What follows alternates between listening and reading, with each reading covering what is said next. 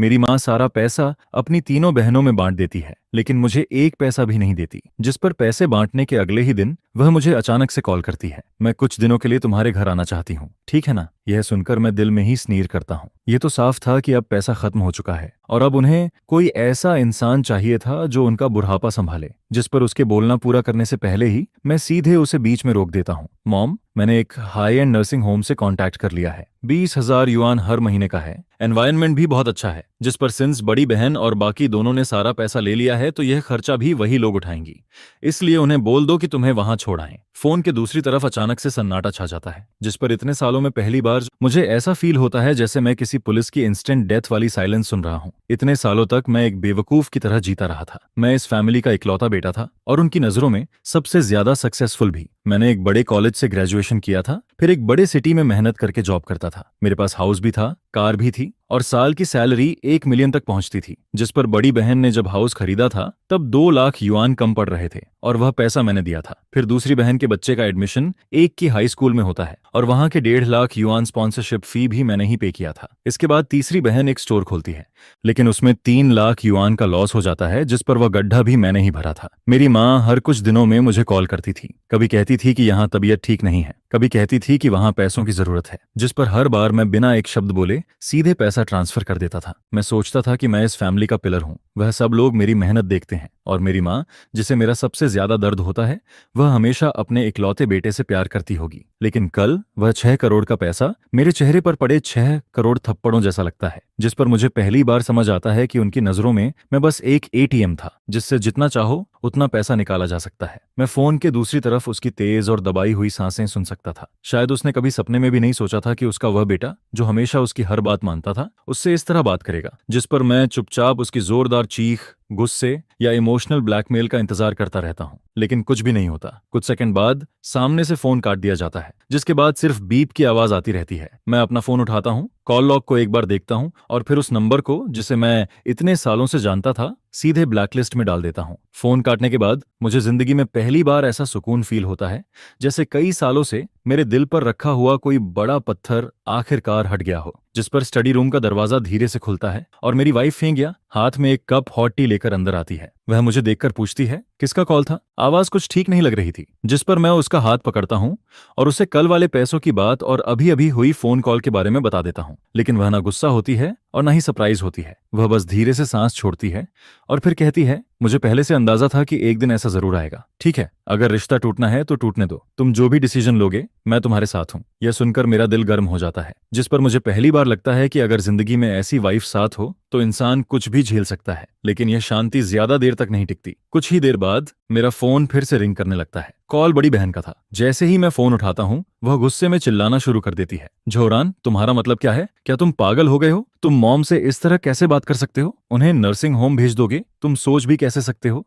उनकी तबीयत ठीक नहीं रहती। जिस पर मैं ठंडे स्वर में कहता हूँ, नर्सिंग होम में प्रोफेशनल्स उनका ख्याल रखेंगे। ये ज्यादा अच्छा नहीं है क्या? वह तुम्हारी माँ है। बड़ी बहन जोर से चिल्लाती है, उनका बुढ़ापा संभालना एक बेटे की जिम्मेदारी होती है। यह सुनकर मैं हंस पड़ता हूँ। अच्छा, जब तुमने 2 करोड़ युआन का डेमोलिशन मनी लिया था तब तुम्हें क्यों नहीं लगा कि बेटे की भी कोई जिम्मेदारी होती है? मॉम ने सारा पैसा तुम लोगों को दे दिया, अब जिम्मेदारी भी तुम लोग ही उठाओ। दुनिया में ऐसा कोई रूल नहीं है कि पैसा भी तुम लोग रखो और काम भी मैं करूं। झोरान, मत भूलो तुम इस घर के इकलौते बेटे हो। जिस पर मैं ठंडे स्वर में जवाब देता हूँ, तो क्या सिर्फ बेटा होने की वजह से मैं तुम लोगों के हाथों पूरी जिंदगी निचोड़ा जाता रहूं? सुन लो, कल से अब कुछ भी पहले जैसा नहीं रहेगा। यह कहकर मैं फोन काट देता हूँ। लेकिन 5 मिनट भी नहीं बीतते और एक दूसरा अननोन नंबर फिर से कॉल करता है। इस बार दूसरी बहन जो हुई थी। जैसे ही मैं फोन उठाता हूँ वह तुरंत बोलना शुरू कर देती है, तुम इतने निर्दयी कैसे हो सकते हो? मॉम ने हमें पालने में कितनी मेहनत की है। हाँ, बहुत मेहनत की है, मैं शांत आवाज में कहता हूँ। इसीलिए उन्होंने खुद के लिए 65 लाख युआन रखे और बाकी सारा पैसा तुम लोगों को दे दिया। मुझे उससे कोई प्रॉब्लम नहीं थी, लेकिन उन्होंने मुझे एक पैसा भी नहीं दिया। जिस पर झो हुई तुरंत कहती है, वह इसलिए क्योंकि उन्हें अपनी बेटियों से प्यार है और वह तुम्हारी भी फिक्र करती हैं। और मेरी?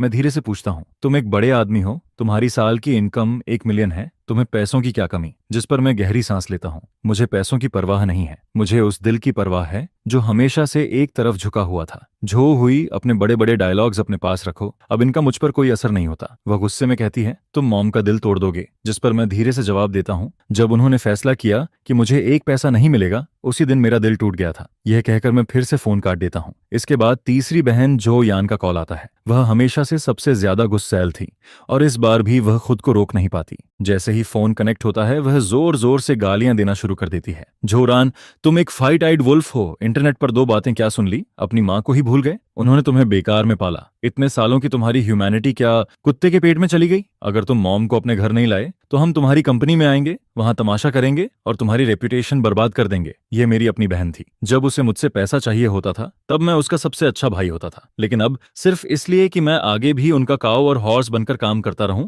वह मुझे थ्रेट तक देने लगती है, जिस पर मुझे साफ समझ आ जाता है कि यह मामला अभी खत्म नहीं हुआ है। फोन पर दी गई धमकियां उनके लिए काफी नहीं होंगी। वह लोग जरूर मेरे घर आने वाले हैं। और फिर अगले ही शाम डोरबेल बजती है। मैं कैट आई से बाहर देखता हूँ, जिस पर दरवाजे के बाहर 4 लोग खड़े नजर आते हैं। पूरा परिवार एक साथ आया था और सबके चेहरों पर बनावटी दुख और शिकायत साफ दिखाई दे रही थी, जैसे मैं ही कोई सबसे बड़ा गुनहगार था। मैं लिविंग रूम में अपनी बेटी के साथ खेल रही फेंग से कहता हूँ, तुम लेले को लेकर रूम में चली जाओ, दरवाजा लॉक कर लेना और बाहर मत आना। जिस पर फेंग या चुपचाप सिर हिलाती है और अपनी बेटी को गोद में लेकर बेडरूम में चली जाती है। मैं एक गहरी सांस लेता हूँ और फिर दरवाजा खोल देता हूँ। दरवाजा खुलते ही 4 लोग बाढ़ की तरह अंदर घुस आते हैं। सबसे आगे मेरी माँ चल रही होती है और घर के अंदर आते ही वह जोर जोर से रोना शुरू कर देती है। मैंने तुम्हारा क्या बिगाड़ा है? मैंने इतनी मेहनत से तुम्हें बड़ा किया और तुम मेरे साथ ऐसा कर रहे हो? मैंने कैसा नालायक बेटा पैदा किया है? जिस पर बड़ी बहन तुरंत बोल पड़ती है, अच्छा हुआ कि तुम्हें अभी भी दरवाजा खोलना आता है। मुझे तो लगा था कि अब तुम्हें अपनी माँ भी नहीं चाहिए। फिर दूसरी बहन कहती है, तुम्हारी माँ बस गुस्से में थी, क्या तुम्हारे अंदर जरा भी कॉन्शियस नहीं बची? मैं उनकी बातों और शोर को पूरी तरह इग्नोर कर देता हूँ। मैं धीरे से किचन में जाता हूँ, अपने लिए एक गिलास पानी भरता हूँ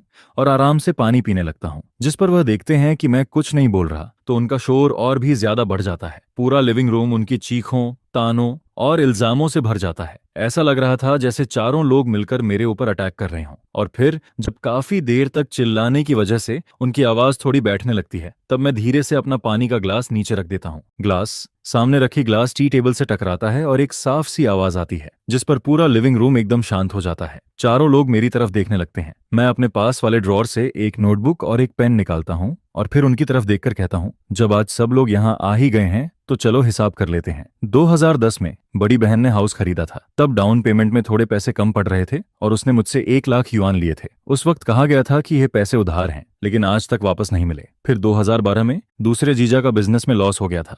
उन्हें तुरंत पैसों की जरूरत थी, जिस पर मैंने 1.5 लाख युआन दिए थे और वह पैसे भी कभी वापस नहीं आए। इसके बाद 2014 में तीसरी बहन ने एक शॉप खोलने की बात की थी। तब मैंने उसे 2 लाख युआन स्टार्टअप मनी के तौर पर दिए थे, लेकिन बाद में शॉप बंद हो गई और वह पैसे भी खत्म हो गए। और 2015 से लेकर पिछले साल तक मॉम अलग अलग बहानों से मुझसे 4 लाख युआन से ज्यादा ले चुकी हैं, जिस पर मैंने कभी एक शब्द तक नहीं कहा। मैं नोटबुक में यह सब लिखता जाता हूँ। मेरी आवाज ज्यादा तेज नहीं होती, लेकिन उस शांत पड़े लिविंग रूम में मेरा हर एक शब्द बहुत साफ सुनाई दे रहा होता है, जिस पर धीरे धीरे उनके चेहरों का रंग बदलने लगता है। पहले उनके चेहरे पर गुस्सा था, फिर वह बेचैनी में बदलता है और अब वहां सिर्फ शर्म और घबराहट बचती है। मैं उनकी तरफ देखकर कहता हूँ, तुम लोगों ने 6 करोड़ युआन का पैसा बांट लिया और मुझे 1 पैसा तक नहीं दिया, लेकिन उसके बाद भी तुम लोग मुझे ही नालायक और बेकार बेटा बोल रहे हो। तुम्हें सच में लगता है कि यह सही है? बहुत आसान बात है, जिसने पैसा लिया है वही जिम्मेदारी भी उठाएगा। मॉम के पास खुद 65 लाख युआन है और तुम तीनों बहनों के पास 2-2 करोड़ युआन है। इतना पैसा काफी है कि वह अपना बाकी का बुढ़ापा आराम से निकाल सकें। तुम लोग चाहो तो मॉम को अपने घर रख सकती हो या फिर चाहो तो उन्हें नर्सिंग होम भेज सकती हो। खर्चा तुम लोग आपस में डिसाइड कर लेना। बस ये एग्रीमेंट साइन कर दो। आज के बाद मैं तुम्हारी जिंदगी में दखल नहीं दूंगा और तुम लोग भी मेरी जिंदगी में दखल मत देना। यह कहकर मैं एग्रीमेंट और पेन उनके सामने कॉफी टेबल पर रख देता हूँ, जिस पर 4 लोग उस एग्रीमेंट को ऐसे देखने लगते हैं जैसे उनके सामने कोई भयानक मॉन्स्टर खड़ा हो। बड़ी बहन झो मिंग के होंठ कांपने लगते हैं। वह मुझे देखकर कहती है, तुम हमसे रिश्ता तोड़ना चाहते हो? मैं उसकी तरफ देखकर कहता हूँ, रिश्ता तुम लोगों ने पहले ही तोड़ दिया था। जिस पर अब तक चुप बैठी मेरी माँ अचानक सिर उठाती है और सीधे मेरी तरफ देखने लगती है। उसकी आंखों में अब आंसू नहीं होते, वहां अब सिर्फ गुस्सा और नफरत बची होती है। वह मुझे घूरते हुए कहती है, झोरान, बाद में पछताना मत। तुम उस पैसे के 1 पैसे के भी लायक नहीं थे। मॉम की यह बात मेरे दिल में किसी जहरीली सुई की तरह चुभ जाती है। मैं उसकी तरफ देखकर धीरे से पूछता हूँ, क्यों? मैं लायक क्यों नहीं हूँ? मैंने ऐसा क्या किया है? जिस पर वह अचानक चिल्लाकर कहती है, तुम अपने दिल में नहीं जानते क्या तुम्हारे बाप की मौत की वजह तुम नहीं थे? यह सुनते ही मेरे दिमाग में जैसे जोरदार धमाका होता है। डैड की मौत, यह बात मेरे दिल का वह जख्म थी जो कभी नहीं भर पाई। और इसी फैमिली में यह एक ऐसा टॉपिक था जिसके बारे में पिछले 10 सालों में कभी कोई बात नहीं करता था। जब मैं हाई स्कूल के तीसरे साल में था तब डैड की कंस्ट्रक्शन साइट पर एक्सीडेंट में मौत हो गई थी। वह स्काफोल्डिंग से नीचे गिर गए थे। उन्हें हॉस्पिटल ले जाया गया लेकिन वह वापस कभी नहीं आए। उस साल जैसे मेरी पूरी दुनिया टूट गई थी। मॉम हर दिन रोती रहती थी। मेरी तीनों बहनें भी दिन भर उदास रहती थीं और मैं खुद को अपने रूम में बंद कर लेता हूँ। मैं 3 दिन और 3 रात तक ना कुछ खाता हूँ ना कुछ पीता हूँ। मैं गॉड से नफरत करता हूँ, कंस्ट्रक्शन साइट के मालिक से नफरत करता हूँ, पूरी दुनिया से नफरत करता हूँ, लेकिन सबसे ज्यादा मैं खुद से नफरत करता हूँ क्योंकि जिस दिन एक्सीडेंट हुआ था उस दिन डैड घर पर थे और वजह मैं था। उस दिन मेरे हाथ में मैथ्स का फेल हुआ पेपर था। मुझे घर जाने से डर लग रहा था जिस पर मैं देर तक बाहर ही घूमता रहता हूँ। जब रात हो जाती है तब डैड मुझे ढूंढने के लिए अपनी पुरानी साइकिल लेकर बाहर निकलते हैं। वह हर जगह मुझे ढूंढते फिरते हैं और तभी उन्हें कंस्ट्रक्शन साइट से फोन आता है। वहां कुछ सामान आया था जिसे उतारना था और उसके बदले डबल सैलरी मिलने वाली थी। डैड कुछ देर के लिए रुकते हैं लेकिन फिर वह मेरे बारे में सोचते हैं, मेरे आने वाले कॉलेज एंट्रेंस एग्जाम के बारे में सोचते हैं, मेरे फ्यूचर के खर्चों के बारे में सोचते हैं और फिर वह वहां चले जाते हैं जिस पर उसके बाद वह कभी वापस नहीं आते। यह बात मेरी पूरी जिंदगी का सबसे बड़ा दर्द बन गई थी और यही वजह थी कि मैं इतने सालों तक पागलों की तरह पैसा कमाता रहा ताकि मैं इस फैमिली के लिए कुछ कर सकूं। मुझे लगा था कि वह सब लोग यह बात समझते हैं। मुझे लगा था कि वह भी मेरी तरह इस दर्द को अपने दिल में दबाकर रखते हैं, लेकिन मैंने कभी नहीं सोचा था कि आज इसी पल वह लोग मेरे सबसे गहरे जख्म को फिर से खोल देंगे। डैड उस कंस्ट्रक्शन साइट पर किसके लिए गए थे? अगर तुम्हारी कॉलेज की फीस भरने के लिए पैसे जुटाने की जरूरत ना होती तो क्या वह इतनी मजबूरी में वहां जाते? हाँ, लेकिन हम तीनों बहनों ने भी तो तुम्हें आराम से पढ़ने देने के लिए सैक्रिफाइस किया था। जिस पर बड़ी बहन बोलती है, जैसे ही मैंने हाई स्कूल खत्म किया मैं बाहर काम करने चली गई। फिर दूसरी बहन उसकी बात पकड़ते हुए कहती है, हम तीनों ने तुम्हारे लिए बहुत कुछ छोड़ा था। जिस पर मॉम फिर से रोना शुरू कर देती है। तुम्हारे डैड जब जा रहे थे तब उन्होंने मेरा हाथ पकड़ा था। उन्होंने मुझसे कहा था कि तुम्हारा ध्यान रखना। उन्होंने कहा था कि तुम जो फैमिली की आखिरी उम्मीद हो। मैंने उनसे प्रॉमिस किया था और मैंने वह प्रॉमिस पूरा भी किया, लेकिन तुमने क्या किया? तुम एक व्हाइट आइड वुल्फ निकले। अब तुम्हारे पंख निकल आए हैं और तुम सब कुछ भूल गए। उनकी बातें मेरे ऊपर किसी सोड की तरह गिरती रहती हैं। हर शब्द ऐसा लगता है जैसे मेरे सीने में घुस रहा हो। मैं सामने खड़ी उन 3 औरतों को देखता हूँ जिन्हें मैं इतने सालों से अपना फैमिली समझता था। उनके चेहरों पर दुख और इल्जाम दिखाई दे रहे थे, लेकिन उनकी आंखों में सिर्फ लालच और हिसाब किताब चमक रहा था। जिस पर मुझे आखिर समझ आता है कि उनके दिल में डैड की मौत कभी एक्सीडेंट थी ही नहीं। उनके लिए वह मेरी ओरिजिनल सिन थी। इतने सालों से मैं जो कुछ भी करता रहा वह फैमिली लव नहीं था। वह सिर्फ एक तरह का प्रायश्चित था। मैंने जो पैसा उन्हें दिया वह मेरे प्यार की वजह से नहीं था। उनके हिसाब से वह उनका हक था। अब जब उन्हें 6 करोड़ युआन मिल गए हैं तो उन्हें लगता है कि वह पैसा डैड ने अपनी जान देकर कमाया था और मैं जो उनके हिसाब से गुनहगार हूं उस पैसे का एक युआन भी डिजर्व नहीं करता। उनके लिए वह पैसा उनका हक है क्योंकि उन्होंने इतने सालों तक सैक्रिफाइस किया था। क्या कमाल का लॉजिक है? क्या अजीब सेल्फ हाइपोनोसिस है? जिस पर मैं हंसने लगता हूं। पहले हल्का सा स्नीयर मेरे चेहरे पर आता है और फिर वह हंसी धीरे धीरे इतनी बढ़ जाती है कि मैं खुद उसे रोक नहीं पाता। मेरी हंसी पूरे लिविंग रूम में गूंजने लगती है और वह इतनी अजीब और कड़वी लगती है कि सब लोग एकदम चुप हो जाते हैं। जिस पर बड़ी बहन मुझे घूरते हुए पूछती है, तुम हंस क्यों रहे हो? मैं धीरे से उसकी तरफ उंगली उठाता हूँ। मेरी आंखों के कोने गीले हो चुके थे लेकिन मैं फिर भी हंस रहा था। फिर मैं धीरे धीरे उठता हूँ और कदम कदम करके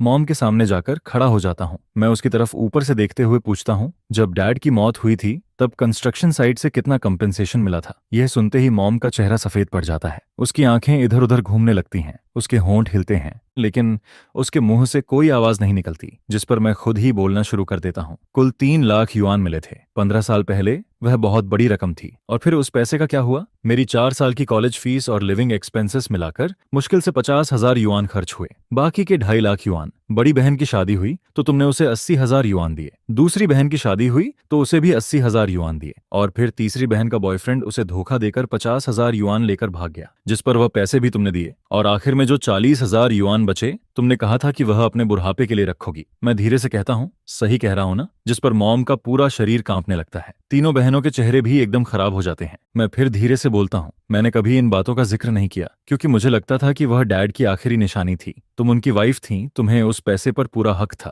मुझे लगा था कि तुम्हारे दिल में मेरे लिए, तुम्हारे इस इकलौते बेटे के लिए थोड़ा सा गिल्ट जरूर होगा, लेकिन अब लगता है कि मैं बहुत बेवकूफ था। तुम्हें कभी कोई गिल्ट नहीं था, उल्टा तुमने सारी गलती मेरे सिर पर डाल दी। डैड की मौत का सहारा लेकर तुमने मुझे सालों तक इमोशनली ब्लैकमेल किया और फैमिली लव के नाम पर मुझे बार बार निचोड़ती रहीं। मैं मॉम की तरफ देखकर कहता हूँ, जो शुयुन, अपने दिल पर हाथ रखकर खुद से पूछो, क्या तुम डैड के सामने खुद को सही साबित कर सकती हो? क्या तुम सच में माँ कहलाने के लायक हो? मेरी हर बात किसी हथौड़े की तरह उसके दिल पर पड़ती है और आखिरकार वह टूट जाती है। वह अचानक सिर उठाती है और पागलों की तरह मेरी तरफ झपट पड़ती है। वह मेरा चेहरा नोचने के लिए हाथ बढ़ाती है, लेकिन मैं पहले से तैयार था, जिस पर मैं पीछे हट जाता हूँ। वह सीधे खाली जगह में गिरते गिरते बचती है, जिस पर तीसरी बहन झो यान तुरंत उसे पकड़ लेती है। लेकिन अगले ही पल झो यान खुद मेरी तरफ पागलों की तरह दौड़ पड़ती है। तुम्हारी हिम्मत कैसे हुई? मैं तुम्हें नहीं छोड़ूंगी। और फिर पूरा मामला एकदम फाइट में बदल जाता है। लेकिन मैं उन पर हाथ नहीं उठाता। मैं बस ठंडे चेहरे के साथ उन्हें देखता रहता हूँ। मैं उन्हें उस घर में पागलों की तरह चिल्लाते और टूटते हुए देखता हूँ, जिसे मैंने अपनी मेहनत से बनाया था, जिस पर वह मुझे किसी सर्कस के क्लाउन जैसे लगने लगते हैं। तभी पीछे से फेंक या की आवाज आती है, बस अगर तुम लोगों ने और तमाशा किया तो मैं सीधे पुलिस को कॉल कर दूंगी। यह सुनते ही चारों लोग एकदम रुक जाते हैं। फेंक या की आवाज जैसे पूरे लिविंग रूम पर ठंडे पानी की बाल्टी फेंक देती है। मॉम और तीनों बहनें उसकी तरफ घूर कर देखने लगती हैं। उन्हें शायद उम्मीद नहीं थी कि हमेशा शांत और सीधी रहने वाली फेंक या वादिना पाचन नेत्र आज इतनी स्ट्रांग बनकर सामने खड़ी होगी। फेंक या उनकी तरफ देखकर कहती है, ये मेरा घर है और तुम लोग यहाँ वेलकम नहीं हो। मैंने अभी तक तुम लोगों की सारी बातें सुनी हैं। तुम लोग मेरे हस्बैंड पर इल्जाम लगा रही हो। जिस पर वह चारों एकदम चुप हो जाते हैं। मैं फेंक या की तरफ देखता हूँ और मेरे दिल में एक अजीब सी गर्माहट फील होने लगती है। इतने सालों में उसने बहुत कुछ सहा था। हर बार जब मॉम और मेरी बहनें कोई नई डिमांड लेकर आती थीं, तब भी वह कुछ नहीं बोलती थी, सिर्फ इसलिए ताकि मुझे बुरा ना लगे। लेकिन आज वह आखिरकार चुप नहीं रहती, क्योंकि इस बार उन्होंने उसकी आखिरी लिमिट पार कर दी थी। वह मेरे हस्बैंड को चोट पहुंचा रहे थे, वह उसके फैमिली को तोड़ रहे थे। जिस पर फेंक या की बात सुनकर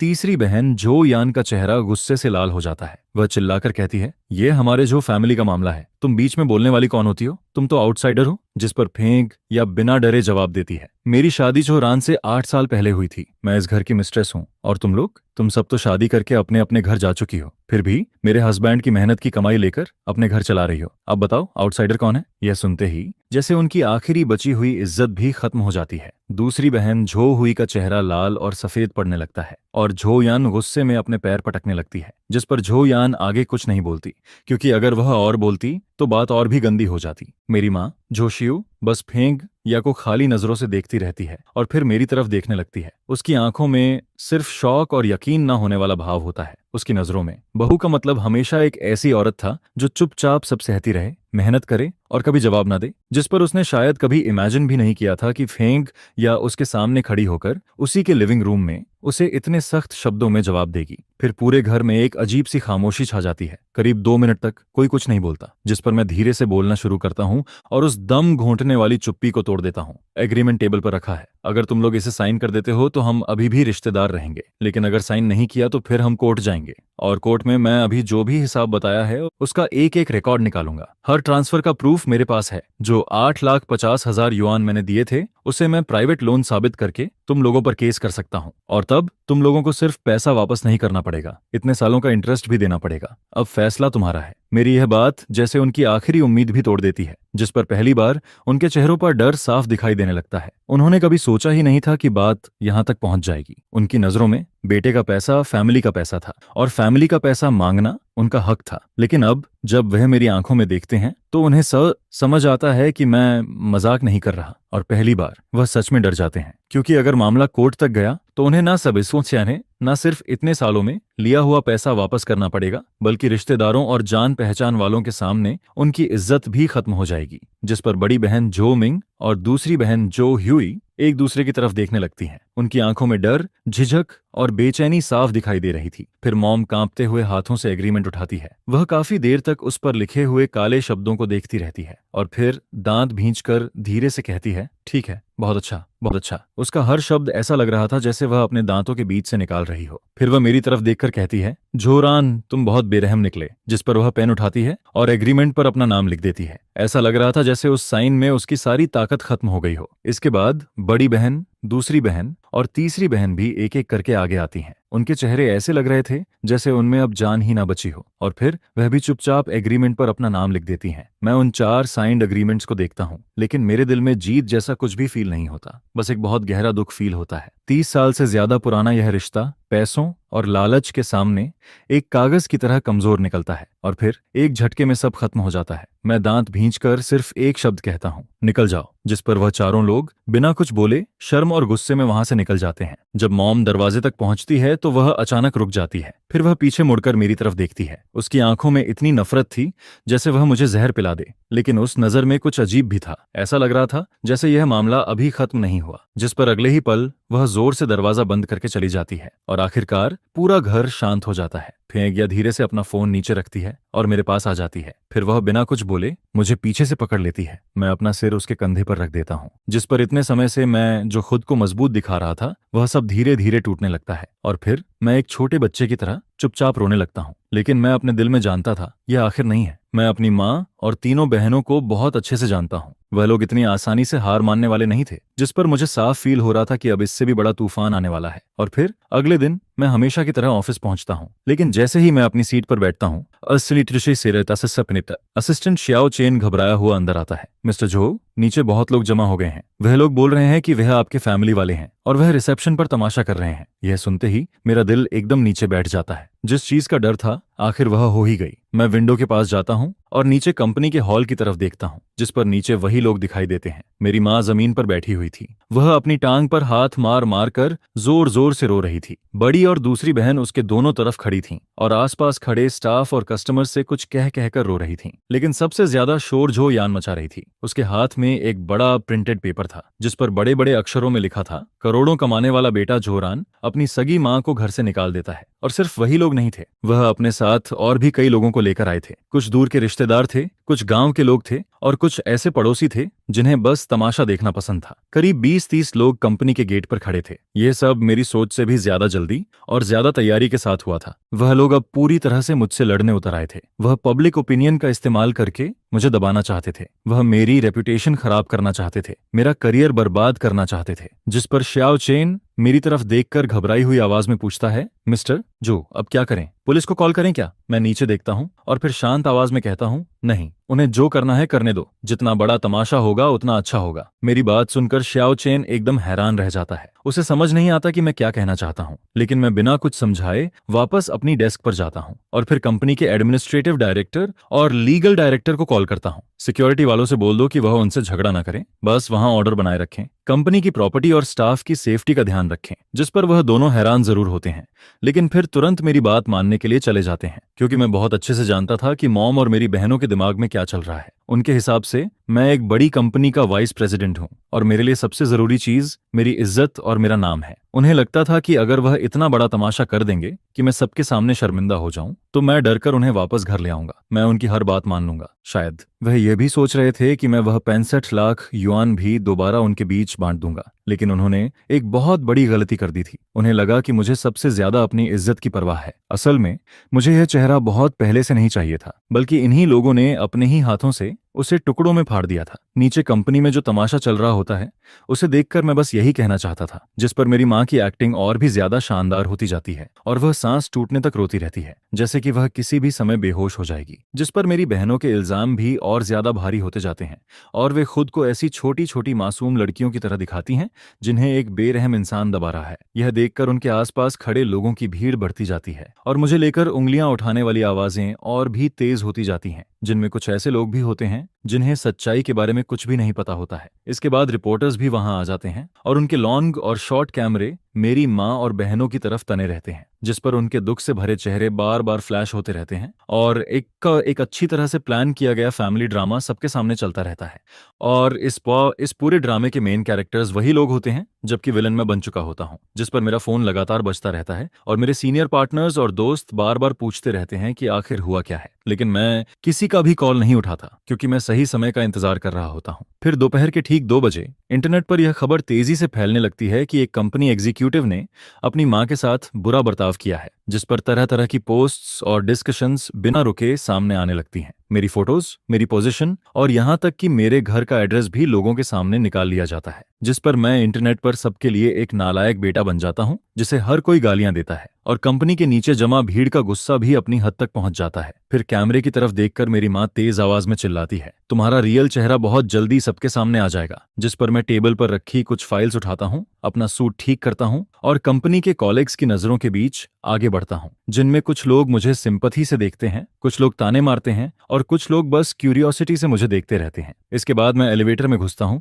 और नीचे पहुंचते ही हॉल की सारी आवाजें एक साथ मेरे कानों में गूंजने लगती हैं। यह देखकर वहां मौजूद हर इंसान की नजर अजीब तरीके से मुझ पर टिक जाती है, जिस पर रिपोर्टर्स के कैमरे पहली बार मेरी तरफ घूम जाते हैं। मेरी माँ और बहनें मुझे देखकर पहले तो कुछ सेकंड के लिए चौंक जाती हैं, लेकिन फिर उनके चेहरों पर एक घमंडी स्माइल आ जाती है, क्योंकि उन्हें लगता है कि मैं आखिरकार हार मान चुका हूँ। फिर मैं भीड़ के बीच से चलता हुआ उनके सामने पहुंचता हूँ, लेकिन मैं उनकी तरफ देखता तक नहीं हूँ। जिस पर मैं लीगल स्टाफ के हाथ से एक एम्पलीफायर लेता हूँ और वहां मौजूद सभी जर्नलिस्ट्स और बाकी लोगों की तरफ मुड़ जाता हूँ। मैं इस फैमिली ड्रामा की वजह से पब्लिक रिसोर्सेज खराब होने पर आप सबसे दिल से माफी मांगता हूँ। इसके बाद मैं कहता हूँ, आज मेरी माँ और मेरी तीनों बहनें मुझ पर नालायक बेटा होने का इल्जाम लगा रही हैं, और उनकी कुछ बातें सच भी हैं, जैसे कि मैंने सच में अपनी माँ को नर्सिंग होम भेजने की बात कही थी। यह सुनते ही वहां मौजूद भीड़ में हड़कंप मच जाता है, क्योंकि किसी ने भी नहीं सोचा था कि मैं अपनी गलती इतनी आसानी से सबके सामने मान लूंगा। जिस पर मेरी माँ और बहनों के चेहरों पर जीत की मुस्कान और भी ज्यादा गहरी हो जाती है। लेकिन मैं आसपास हो रही बातों को इग्नोर करता हूँ और आगे कहता हूँ, लेकिन हर चीज का एक कारण होता है, और आज मैं चाहता हूं कि यहाँ मौजूद सभी मीडिया फ्रेंड्स एक चीज देखें। इतना कहने के बाद मैं अपने हाथ में पकड़ी हुई यूएसबी ड्राइव का बटन दबा देता हूं, जिस पर मेरे पीछे कंपनी बिल्डिंग के बाहर लगी बड़ी एलईडी स्क्रीन अचानक से जल उठती है। फिर कल घर में फेंक या द्वारा रिकॉर्ड किया गया वीडियो उस स्क्रीन पर चलने लगता है। वीडियो में मेरी माँ गुस्से से मुझे घूर रही होती है, जिस पर तीसरी बहन पागलों की तरह चीखती है और मुझे गालियां देती रहती है। वे सब पूरी तरह से पागल नजर आ रही होती हैं और उनका बदसूरत चेहरा HD कैमरा में साफ साफ रिकॉर्ड हो चुका होता है। यह देखकर वहां मौजूद भीड़ पूरी तरह से शांत हो जाती है, लेकिन LED स्क्रीन पर वह वीडियो बार बार चलता रहता है, जिस पर मेरी माँ का गुस्से और नफरत से भरा चेहरा सबके सामने साफ दिखाई देता है। और तीसरी बहन झो यान की तेज और जहरीली आवाज पूरे स्क्वायर में गूंजती रहती है। इसके बाद बड़ी बहन और दूसरी बहन की हरकतें भी स्क्रीन पर दिखती रहती हैं, जिस पर उनके चेहरे, उनकी बातें और उनका लालच बिना किसी कट के सबके सामने आता रहता है। और देखते ही देखते पूरी जगह पर सन्नाटा छा जाता है। जो लोग कुछ सेकंड पहले तक मेरी तरफ उंगली उठा रहे होते हैं, अब वही लोग एकदम चुप खड़े रहते हैं, जिस पर उनके चेहरों के एक्सप्रेशंस धीरे धीरे बदलने लगते हैं। पहले गुस्सा, फिर शक, फिर शौक और आखिर में सिंपैथी और समझ से भरी नजरें उनके चेहरे पर दिखाई देने लगती हैं। यह देखकर रिपोर्टर्स के कैमरे तेजी से घूमने लगते हैं, पहले स्क्रीन की तरफ और फिर मेरी माँ और बहनों की तरफ, जिनके चेहरे अब पूरी तरह से सफेद पड़ चुके होते हैं। वे वहीं खड़ी रह जाती हैं जैसे किसी ने उन पर बिजली गिरा दी हो। उनके चेहरे का खून आंखों के सामने गायब होता जाता है और उनके मुंह खुले रह जाते हैं, लेकिन उनसे एक शब्द भी नहीं निकलता, जिस पर उनकी आंखों में सिर्फ डर और यकीन ना कर पाने वाला एक्सप्रेशन दिखाई देता है। शायद उन्हें समझ ही नहीं आता कि घर में हुई बात रिकॉर्ड कैसे हो गई, और उससे भी ज्यादा उन्हें यह समझ नहीं आता कि मैं इतनी बड़ी भीड़ के सामने यह वीडियो चलाने की हिम्मत कैसे कर सकता हूं, क्योंकि उनकी नजरों में मैं हमेशा वही सीधा सादा, सबसे ऑनेस्ट और सबसे अच्छा बेटा था जिसे वे कभी भी दबा सकती थीं। लेकिन आज वही इंसान उनके सारे सच को दुनिया के सामने ला चुका होता है, जिस पर सबसे पहले तीसरी बहन झो यान टूट जाती है और वह तेज आवाज में चीखते हुए कहती है, ये झूठ है, ये फेक है, उसने ये सब खुद बनाया है, मैं उससे नफरत करती हूँ। लेकिन इस समय उसकी आवाज जितनी तेज होती है उतनी ही कमजोर भी लगती है, क्योंकि वहां मौजूद कोई भी इंसान उसकी बात पर यकीन नहीं करता। वीडियो में हर एक्सप्रेशन, हर हरकत और हर आवाज इतनी रियल होती है कि कोई भी एक्टिंग उसे कॉपी नहीं कर सकती। उनके दिल की नफरत और पागलपन साफ दिखाई देता है। मैं उसकी इस आखिरी कोशिश को भी इग्नोर कर देता हूँ, जिस पर मैं अपने ब्रीफकेस से कुछ और डॉक्यूमेंट्स निकालता हूँ और मीडिया की तरफ देखकर कहता हूँ, और ये वे ट्रांसफर रिकॉर्ड्स हैं जो मैंने इतने सालों में अपनी माँ और तीनों बहनों को दिए हैं। इन सब की टोटल अमाउंट 8,50,000 युआन है और हर ट्रांसफर का बैंक रिकॉर्ड और टाइमिंग इसमें मौजूद है। इसके बाद मैं एक और डॉक्यूमेंट उठाता हूं और कहता हूं, और ये पुराने घर का डेमोलिशन एग्रीमेंट है, जिसमें साफ लिखा है कि उस घर के बदले मिलने वाली टोटल अमाउंट 6.5 मिलियन युआन थी। यह वो फैमिली केयर रिस्पॉन्सिबिलिटी एग्रीमेंट है जिस पर कल मेरी माँ और मेरी तीनों बहनों ने साइन किया था। इसमें साफ लिखा है कि डेमोलिशन मनी मिलने के बाद सारा पैसा तीनों बेटियों में बांट दिया गया था, और माँ जो शियू की देखभाल की जिम्मेदारी भी तीनों बेटियां मिलकर उठाएंगी। जहां तक उनकी इस बात का सवाल है कि मैंने माँ को घर से निकाल दिया, तो मॉम, मैं आपसे एक बार फिर पूछता हूँ, क्या मैंने कभी ऐसा एक शब्द भी कहा था? अगर आपने मुझे घर से निकल जाने के लिए कहा तो क्या मैंने कभी आपको उंगली तक लगाई थी? मैंने सिर्फ इतना कहा था कि आप और मेरी बहनें मेरे घर से निकल जाएं, क्योंकि आप लोग मेरे घर आकर शोर मचा रही थीं और यहाँ तक कि मुझ पर हाथ भी उठा रही थीं, जिस पर मेरी माँ का चेहरा एकदम बदल जाता है। वह अपने होंठ इतनी जोर से भींचती है कि उसके मुंह से एक शब्द भी नहीं निकलता, और भीड़ में खड़े लोग आपस में धीरे धीरे बातें करना शुरू कर देते हैं, जिस पर पब्लिक ओपिनियन का पूरा रुख एकदम पलट जाता है। अभी तक जो सिंपथी मेरी माँ और बहनों को मिल रही होती है, वह सब इन पक्के सबूतों के सामने खत्म हो जाती है। अब वहां मौजूद हर इंसान मेरी तरफ देखने लगता है, और जितनी बातें, ताने और गालियां अभी तक मुझे मिल रही थीं, अब वही सब मेरी माँ और बहनों की तरफ जाने लगती हैं। वे चारों उन निगाहों और बातों से घिर जाती हैं और वहां से निकलने की कोशिश करने लगती हैं, क्योंकि अब उनके पास शर्म से सिर छुपाने की भी जगह नहीं बचती। लेकिन तीसरी बहन जोयान अभी भी आखिरी कोशिश करती है। वह जोर से चिल्लाकर कहती है, तुम झूठ बोल रहे हो, हमने ऐसा कोई एग्रीमेंट कब देखा था? यह कहकर वह मेरी तरफ दौड़ती है और मेरे हाथ से डॉक्यूमेंट्स छीनने की कोशिश करती है,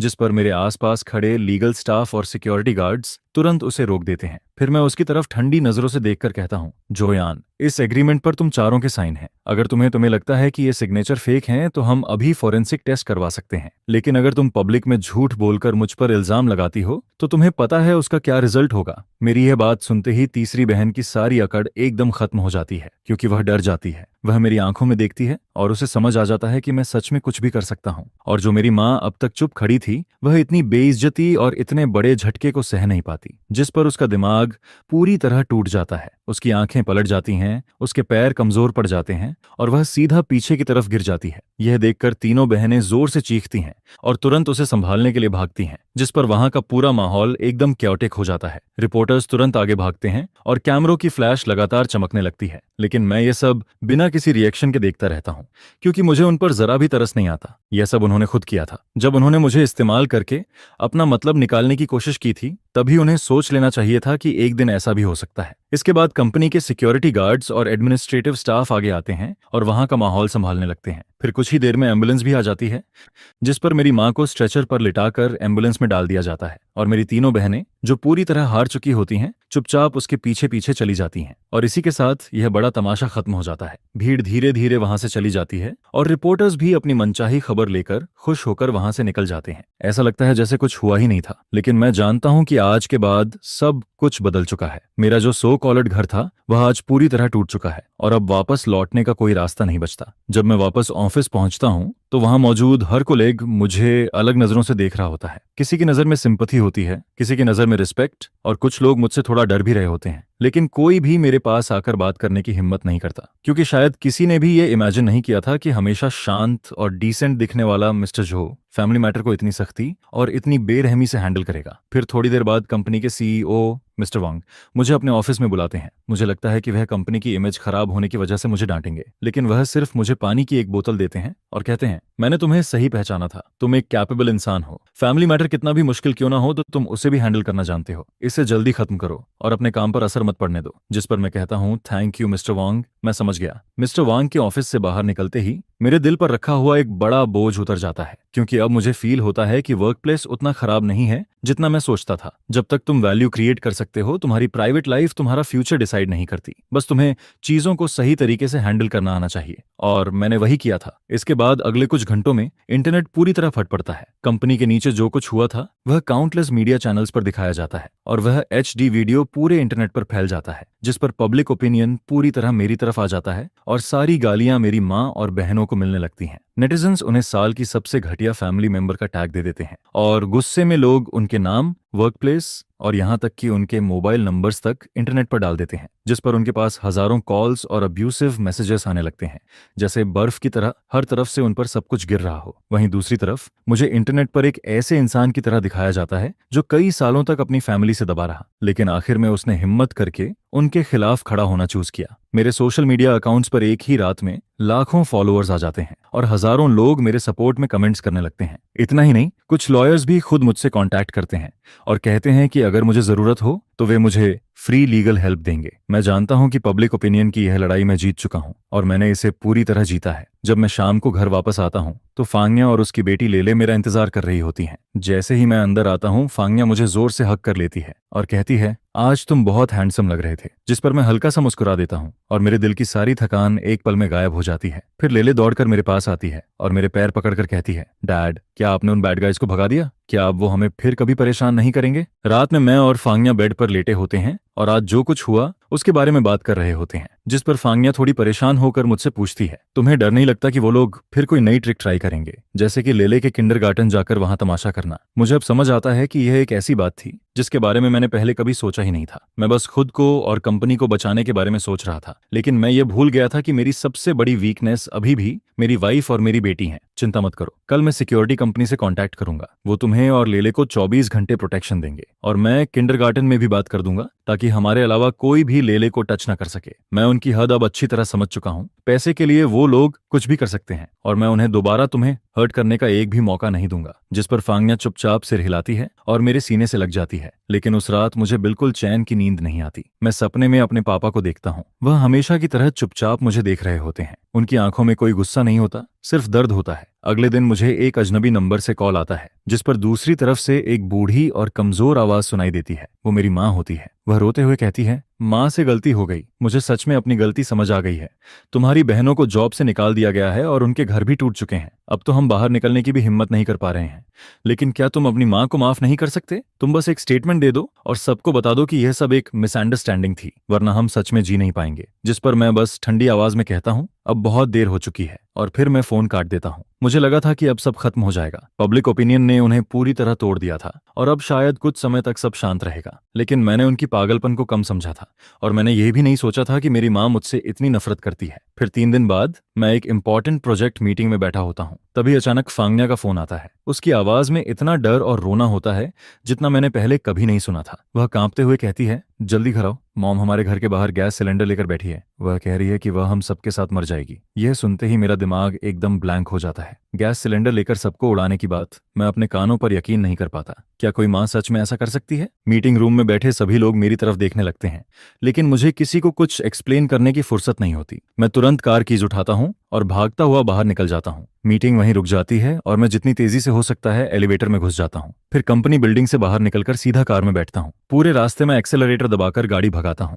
मेरे हाथ ठंडे पसीने से भरे होते हैं और मेरा दिल बहुत तेजी से धड़क रहा होता है। मैं इमेजिन भी नहीं कर पा रहा था कि घर पर अभी क्या हो रहा होगा। फांग्या और लेले कैसी होंगी? मैं बार बार फांग्या को कॉल करता हूँ, लेकिन वह फोन नहीं उठाती, जिस पर डर मेरे दिल को और ज्यादा जकड़ने लगता है। सिर्फ 10 मिनट का रास्ता मुझे कई घंटों जैसा लगने लगता है। जब मैं सोसाइटी के गेट पर पहुंचता हूं तो सिक्योरिटी गार्ड मेरी कार रोक देता है, लेकिन दूर से ही मैं देख लेता हूं कि हमारे घर के नीचे बहुत बड़ी भीड़ जमा है। वहां पुलिस कार्स और फायर ब्रिगेड की गाड़ियां पहले से खड़ी होती हैं और पूरे एरिया के चारों तरफ एक लंबी कॉर्डन लगा दी गई होती है, जिस पर मैं तुरंत कार से उतरता हूं और भागता हुआ अंदर जाने की कोशिश करता हूं। मैं चिल्लाकर कहता हूं, मुझे अंदर जाने दो, वो मेरी माँ है। लेकिन सिक्योरिटी गार्ड मुझे रोकते हुए कहता है, सर अंदर जाना डेंजरस है। जिस पर मैं और जोर से कहता हूं, मैं जो हुआ हूं, मेरी वाइफ और मेरी बेटी अंदर हैं। तभी एक पुलिस ऑफिसर मेरे पास आता है और कहता है, मिस्टर जो, प्लीज काम डाउन, आपकी माँ अभी बहुत अनस्टेबल है। उसके हाथ में लाइटर है और कोई भी उसके पास नहीं जा सकता। वह सिर्फ आपसे मिलना चाहती है। यह सुनते ही मैं भीड़ के बीच से देखने की कोशिश करता हूँ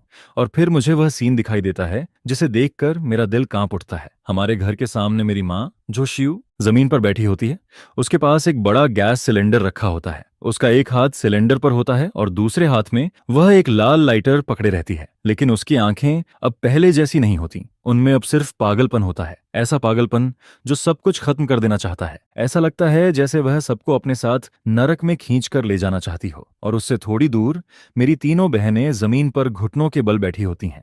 उनके चेहरों पर डर साफ दिखाई दे रहा होता है। असल में वो लोग चाहते थे कि मैं हार मान लूं। वो चाहते थे कि मैं फिर से उन्हें उनके पैसे और फायदे वापस दे दूं, लेकिन वो खुद मरना नहीं चाहती थीं और अब हालात पूरी तरह उनके हाथ से बाहर जा चुके होते हैं। मेरी माँ, जिसे उन्होंने खुद इस हालत तक पहुंचाया था, अब किसी भी समय फटने वाले बॉम्ब की तरह बन चुकी होती है। फिर मेरी माँ अचानक जोर से चिल्लाती है, उस जानवर को यहाँ बुलाओ, मैं उससे मिलना चाहती हूँ। जिस पर पुलिस ऑफिसर मेरी तरफ देखकर कहता है, मिस्टर जो, आपकी माँ की मेंटल कंडीशन अभी बहुत खराब है। हम नहीं चाहते कि आप जाकर उसे और प्रोवोके करें। अगर आपकी कोई बात है तो हम उससे कह सकते हैं। मैं तुरंत पूछता हूँ, मेरी वाइफ और बेटी कहाँ हैं? क्या वो सेफ हैं? जिस पर वह कहता है, उन्हें पीछे के रास्ते से सेफली बाहर निकाल लिया गया है। आप चिंता मत कीजिए। यह सुनते ही मेरे दिल का आधा बोझ उतर जाता है। जब तक फांगन्या और लेले सेफ हैं तब तक बाकी सब संभाला जा सकता है। फिर मैं पुलिस के हाथ से लाउडस्पीकर लेता हूँ और धीरे धीरे अपनी माँ की तरफ बढ़ने लगता हूँ, जिस पर वह मुझे देखते ही पागलों की तरह चिल्लाने लगती है, तुम क्या चाहते हो? तुमने मुझे बर्बाद कर दिया। तुमने इस पूरे फैमिली को खत्म कर दिया। तुमने हमें सबकी नजरों में सड़क का कुत्ता बना दिया। अब मैं चाहती हूँ कि तुम भी पूरी जिंदगी दर्द और राख में जियो। उसकी आंखों में जो पागलपन होता है उसे देखकर मेरी रूह कांप जाती है। तभी मुझे पहली बार समझ आता है कि वह एक्टिंग नहीं कर रही, वह सच में मरना चाहती है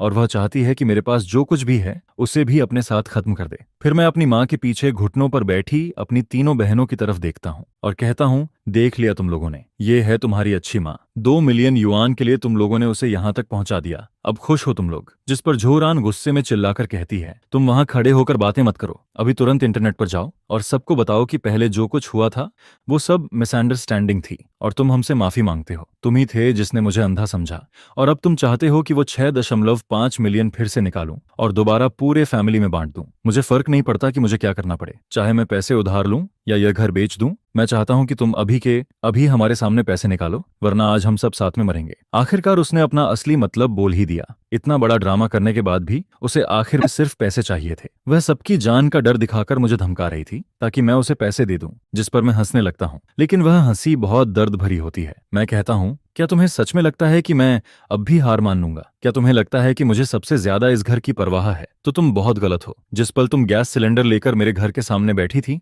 उसी पल से तुम हार चुकी थी, और जिस पल तुमने मेरी वाइफ और बेटी की जान को खतरे में डाला उसी पल से तुम मेरी मां नहीं रही। अब तुम मेरे लिए सिर्फ एक ऐसी औरत हो जो मेरे फैमिली को हर्ट करना चाहती है। मेरी बात सुनकर वह एकदम चुप हो जाती है, जैसे मेरी बात सीधे उसके दिल में जाकर लगी हो, और वहां खड़े बाकी लोग भी शॉक में आ जाते हैं। वह कांपती हुई आवाज में कहती है, तुम क्या कह रहे हो? जिस पर मैं कहता हूं, मैं कह रहा हूं कि तुम्हारी धमकी का मुझ पर कोई असर नहीं है। अगर यह घर जल जाता है तो मैं दूसरा घर खरीद लूंगा। अगर मेरी जॉब चली जाती है तो मैं दूसरी जॉब ढूंढ लूंगा। जब तक मेरी वाइफ और मेरी बेटी सेफ हैं मुझे किसी चीज का डर नहीं है। लेकिन आज तुम जो कर रही हो वह पब्लिक सेफ्टी को खतरे में डालने वाला क्राइम है। अगर तुम गिल्टी साबित हुई तो तुम्हें 10 साल से ज्यादा की जेल, उम्र कैद या शायद मौत की सजा भी हो सकती है। जोशुई, क्या तुमने सच में सोच लिया है? सिर्फ थोड़े से पैसे के लिए और अपने कंट्रोल की भूख के लिए क्या तुम अपनी पूरी जिंदगी बर्बाद कर दोगी? मेरी बात सुनते ही मेरी माँ का चेहरा एकदम उतर जाता है और उसके हाथ में पकड़ा लाइटर हल्का हल्का कांपने लगता है, क्योंकि उसने कभी लॉ के बारे में सोचा ही नहीं था। उसे हमेशा लगता था कि माँ और बेटे के बीच सिर्फ मॉरलिटी होती है, कानून नहीं। उसे लगता था कि वह जो भी कर रही है वह बिल्कुल सही है। लेकिन मैंने उसकी आखिरी उम्मीद भी तोड़ दी थी, और जैसे ही उसका मन डगमगाता है वैसे ही पहले से तैयार खड़े फायर फाइटर्स अचानक उसकी तरफ दौड़ पड़ते हैं।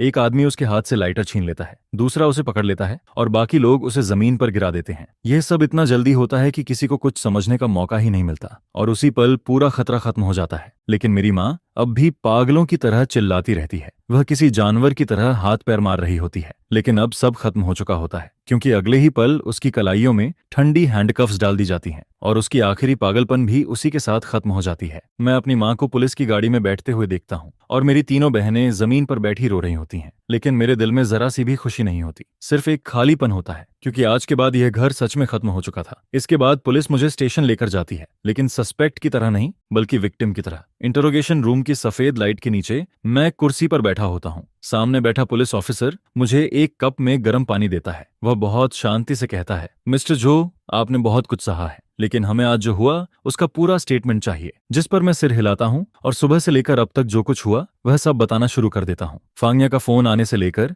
मेरे घर भागकर पहुंचने तक और फिर मेरी माँ के साथ हुई सारी बात मैं सब कुछ डिटेल में बताता हूँ। लेकिन मेरी आवाज पूरी तरह शांत होती है, जैसे मैं अपनी कहानी नहीं किसी और की कहानी सुना रहा हूँ। पुलिस ऑफिसर मेरी बात लिखता रहता है और बीच बीच में मेरी तरफ देखता है। उसकी आंखों में मेरे लिए थोड़ी सिंपैथी भी होती है। स्टेटमेंट खत्म होने के बाद मैं इंटरोगेशन रूम से बाहर निकलता हूँ, जिस पर कॉरिडोर में लगे कैमरों के पास मुझे मेरी तीनों बहनें दिखाई देती हैं। उन्हें भी पूछताछ के लिए लाया गया होता है। जो अकड़ और घमंड उनके अंदर पहले था अब उसका नामो निशान नहीं बचा होता। उनके चेहरे पीले पड़े होते हैं और आंखें डर से भरी होती हैं। मुझे देखते ही बड़ी बहन जोमिन धीरे से खड़ी हो जाती है। उसके होंठ हिलते हैं जैसे वह कुछ कहना चाहती हो, लेकिन मैं उसे एक मौका भी नहीं देता। मैं बिना उसकी तरफ देखे उनके पास से निकल जाता हूँ, जैसे वो तीनों वहां हैं ही नहीं। यह देखकर उनके चेहरे बदल जाते हैं, पहले हैरानी, फिर गुस्सा और फिर नफरत। मैं जानता हूं कि वो क्या सोच रही होंगी। उन्हें लगता होगा कि मैंने, उनके अपने बेटे और भाई ने अपनी मां को जेल भेज दिया, लेकिन वो कभी यह नहीं सोचेंगी कि आखिर मेरी मां को इस हालत तक किसने पहुंचाया, किसने उसे धीरे धीरे पागलपन की तरफ धकेला। पुलिस स्टेशन से बाहर निकलते ही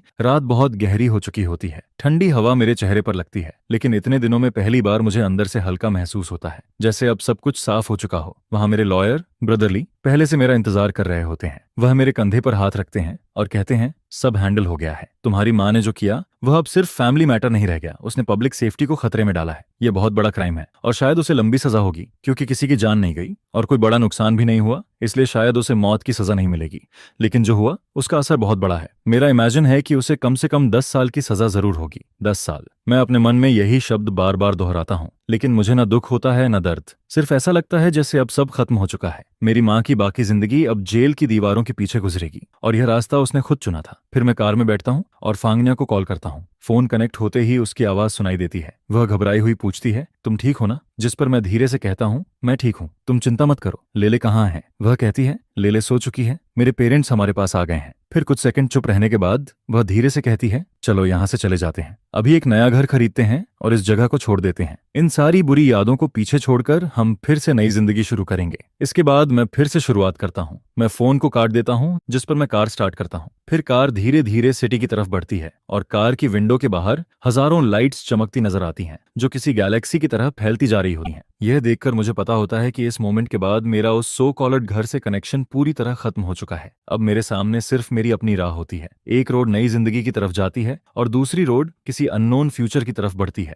जिसके बाद जिंदगी एक रात में फिर से शांत होती हुई लगती है। लेकिन इसके पीछे अभी भी बहुत कुछ बाकी होता है। मेरी मदर को क्रिमिनल केस में पुलिस ने डिटेन कर लिया था, जिस पर अब वही सख्त पनिशमेंट उसका इंतजार कर रही होती है जो पहले मेरी तरफ मोड़ी जा रही थी। और जो रिलेटिव्स हमेशा इमोशनल प्रेशर डालते थे, वो पूरी तरह चुप हो चुके होते हैं, क्योंकि अब उन्हें डर लगने लगता है। उन्हें डर होता है कि मैं, जो अब किसी को अपना नहीं मानता, कुछ भी कर सकता हूं। जिस पर फेंग या के पेरेंट्स फेंग या और लेले को अपने घर वापस ले जाते हैं ताकि मैं बाकी की चीजों को आराम से हैंडल कर सकूं। इसके बाद मैं अपना करंट हाउस बेचने की तैयारी करता हूं और साथ ही रहने के लिए एक नई जगह ढूंढना शुरू करता हूं, क्योंकि इस बार मैं अपनी वाइफ और डॉटर को एक ऐसा घर देना चाहता हूं जो सच में सेफ और वार्म हो। लेकिन तभी जब मुझे लग रहा होता है कि अब सब कुछ धीरे धीरे ठीक होने वाला है, तभी मेरी तीनों सिस्टर्स एक बार फिर मेरे सामने आ जाती हैं। हालांकि इस बार वो मेरे घर या ऑफिस नहीं आती हैं, बल्कि वो लॉयर ली के थ्रू मुझे एक कैफे में मिलने के लिए बुलाती हैं। मैं पहले जाने का कोई इरादा नहीं रखता हूँ, जिस पर लॉयर ली मुझसे कहता है कि उनका एटीट्यूड इस बार बहुत सिंसियर लग रहा है। शायद वो कंपनसेशन और सेटलमेंट की बात करना चाहती हैं। यह सुनकर सिर्फ इस मैटर को हमेशा के लिए खत्म करने के लिए मैं वहां जाने का फैसला करता हूं। फिर जब मैं कैफे में पहुंचता हूं तो मैं देखता हूं कि वो तीनों पहले से वहां बैठी होती हैं, लेकिन सिर्फ कुछ दिनों में ही वो ऐसी लग रही होती हैं जैसे उन पर 10 साल गुजर गए हों। उनके चेहरे की पुरानी चमक पूरी तरह गायब हो चुकी होती है। उसकी जगह सिर्फ थकान और टूटापन नजर आता है। उनकी आंखें अंदर धंस चुकी होती हैं और उनके चेहरे पर सिर्फ सुन्नपन दिखाई देता है, जिस पर जैसे ही वो मुझे देखती हैं वो जल्दी से खड़ी हो जाती हैं। लेकिन मैं कुछ नहीं बोलता हूँ और जाकर उनके सामने बैठ जाता हूँ। लॉयरली भी मेरे बगल में बैठ जाता है। फिर बड़ी सिस्टर धीरे धीरे कहती है, झोरान, हम तुमसे माफी मांगने आए हैं। हमने बहुत गलत किया, हम सब ने गलती की। हमें पैसों के पीछे इतना पागल नहीं होना चाहिए था और हमें तुम्हारे साथ ऐसा बिहेव नहीं करना चाहिए था। जिस पर थर्ड सिस्टर जो यान, जो पहले सबसे ज्यादा एरोगेंट रहती थी, अब सिर झुकाकर चुप बैठी रहती है। उसकी उंगलियां नर्वस होकर टेबल के किनारे को कसकर पकड़ रही होती हैं। मैं उनकी हालत देखता हूँ, लेकिन मेरे दिल में जरा सा भी फर्क नहीं पड़ता है। फिर मैं सीधा कहता हूँ, तुम लोगों को माफी मांगने की जरूरत नहीं है। अगर सिर्फ यही बोलने के लिए बुलाया है तो मैं अभी जा सकता हूँ। यह सुनकर झोरान की बड़ी सिस्टर जल्दी से कहती है, नहीं, हम सच में अपनी गलती मानते हैं। हम वो सारे पैसे वापस देने को तैयार हैं, पूरे 6 मिलियन।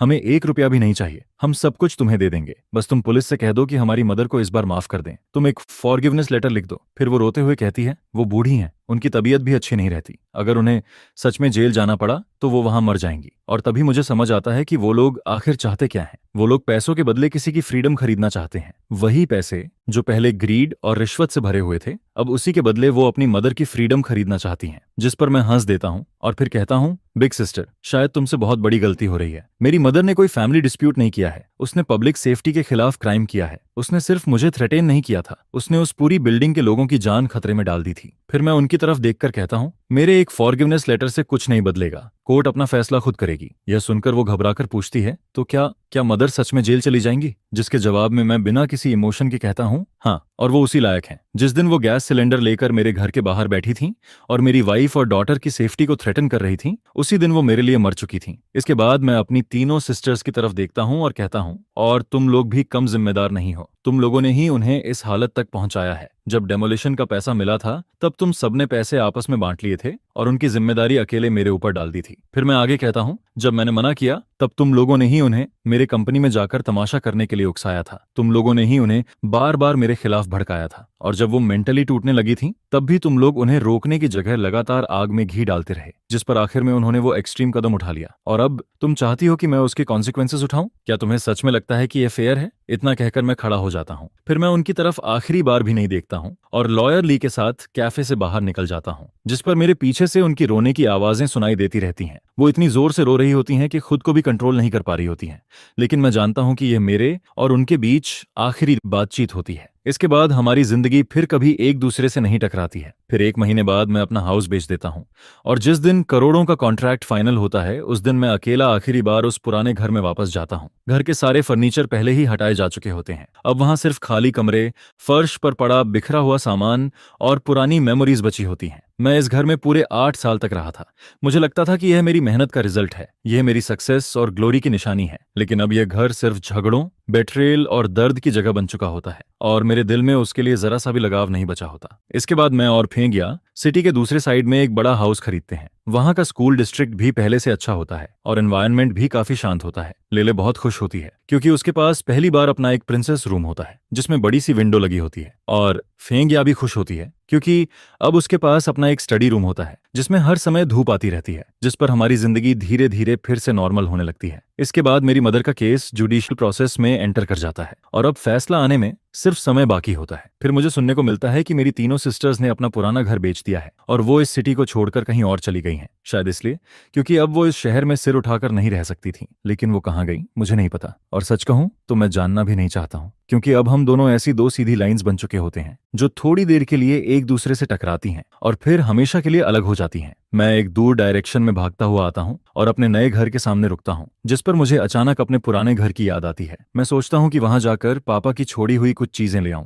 क्योंकि वो पुराना घर जिसमें मेरा पूरा बचपन बीता था अब जल्दी ही गिराया जाने वाला होता है। फिर मैं पुराने घर में जाता हूँ और सीढ़ियां चढ़कर ऊपर पहुंचता हूँ, जिसके बाद मुझे एक धूल से भरा बॉक्स मिलता है। मैं उसका लॉक खोलता हूँ और उसके अंदर पापा की पुरानी चीजें रखी हुई हैं की हुई दिखाई देती हैं। कुछ पुराने कपड़े जो इतने धुल चुके होते हैं कि उनका रंग तक उड़ चुका होता है, एक पुराना टंग सी का कप जिसे वो कई सालों से यूज करते आ रहे थे, कुछ मॉडल वर्कर वाले मेडल और उनका फेवरेट चेस पीस। मैं उन चीजों को एक एक करके बाहर निकालता हूँ और धीरे धीरे उन पर जमी धूल साफ करने लगता हूँ, जिस पर मेरे दिमाग में पुरानी यादें आने लगती हैं। मेरे पापा बहुत कम बोलने वाले इंसान थे। वो अपनी फीलिंग्स कभी वर्ड्स में नहीं बताते थे, लेकिन हमेशा अपने एक्शन से मुझे प्यार फील करवाते थे। वो अपने खुरदरे बड़े हाथों से मेरे लिए एक सुंदर सा एप्पल छीलते थे, और जब भी मैं एग्जाम में अच्छे मार्क्स लाता था तो वो चुपके से मुझे साइड में ले जाकर पॉकेट मनी के लिए कुछ एक्स्ट्रा पैसे दे देते थे। फिर वो अपनी पुरानी टूटी हुई साइकिल पर मुझे बैठाकर एक गली से दूसरी गली तक घुमाते रहते थे। यह सब सोचते सोचते मेरी आंखें नम होने लगती हैं। मैं धीरे से कहता हूँ,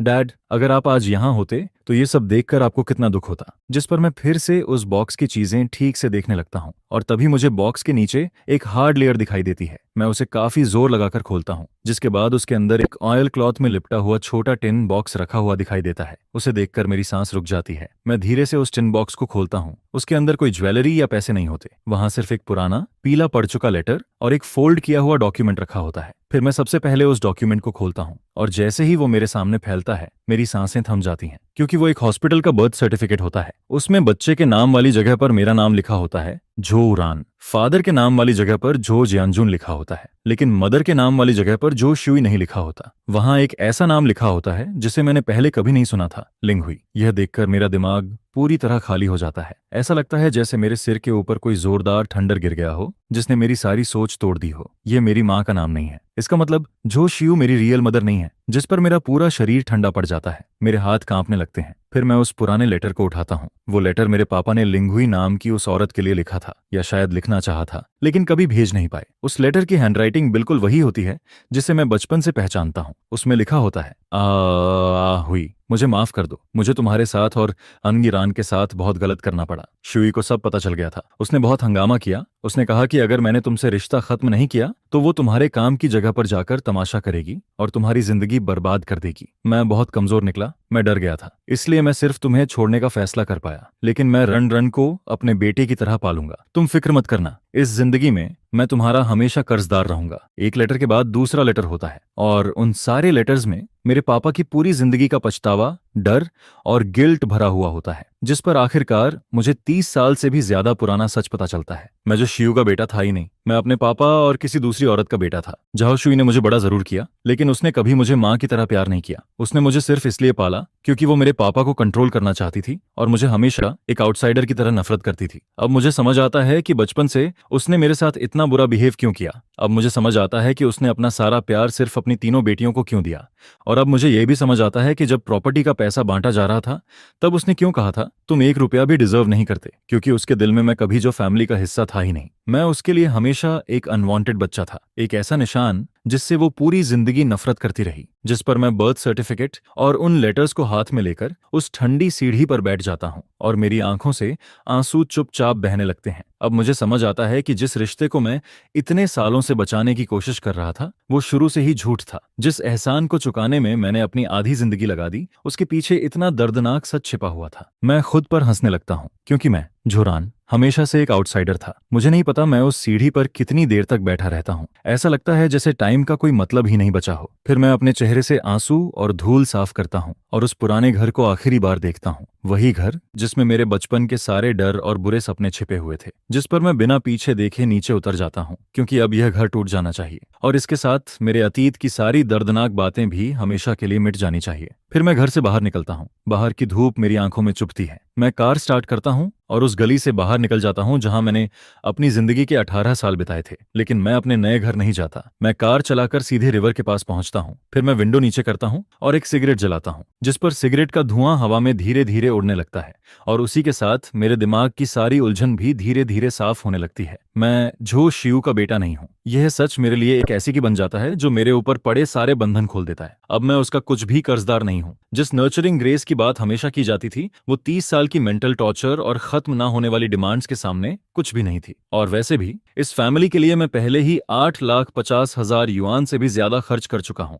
इतना सब कुछ देने के बाद मेरा हर कर्ज बहुत बहुत पहले ही खत्म हो चुका होता है। कानून के हिसाब से मैं अभी भी उसका अडॉप्टेड सन माना जाता हूँ, इसलिए मुझे कुछ रिस्पॉन्सिबिलिटी उठानी पड़ेगी। लेकिन दिल से अब हमारे बीच सिर्फ नफरत बची होती है। जिस पर मैं अपना फोन निकालता हूँ और लॉयर ली को कॉल करता हूँ। फोन उठते ही मैं पूछता हूँ, ब्रदर ली, केस कहां तक पहुंचा? जिसके जवाब में लॉयर ली कहता है, अभी प्रोसेस चल रही है, सारे फैक्ट्स क्लियर हैं और सारे एविडेंस भी पूरे हैं, इसलिए किसी भी तरह का सरप्राइज नहीं होगा। यह सुनकर मैं धीरे से कहता हूँ, ठीक है, क्योंकि मुझे यहाँ कुछ नई चीजें पता चली हैं। मैंने बस उसे वो सब बता दिया जो मुझे अभी अभी पुराने घर में मिला था। जिस पर फोन के दूसरी तरफ लॉयर ली काफी देर तक चुप रहता है। फिर वो धीरे से कहता है, झोरन, तुम ठीक हो? जिसके जवाब में मैं कहता हूँ, मैं ठीक हूँ ब्रदर ली, मैं बस एक बात जानना चाहता हूँ, क्या मेरी बर्थ स्टोरी का झो शियू के केस पर कोई असर पड़ेगा या मैं उससे अपना लीगल मदर सन रिलेशन पूरी तरह खत्म कर सकता हूँ? जिस पर लॉयर ली कुछ देर सोचकर कहता है, झोरान, ये मैटर काफी कॉम्प्लिकेटेड है। लॉ के हिसाब से तुम्हारे और झो शियू के बीच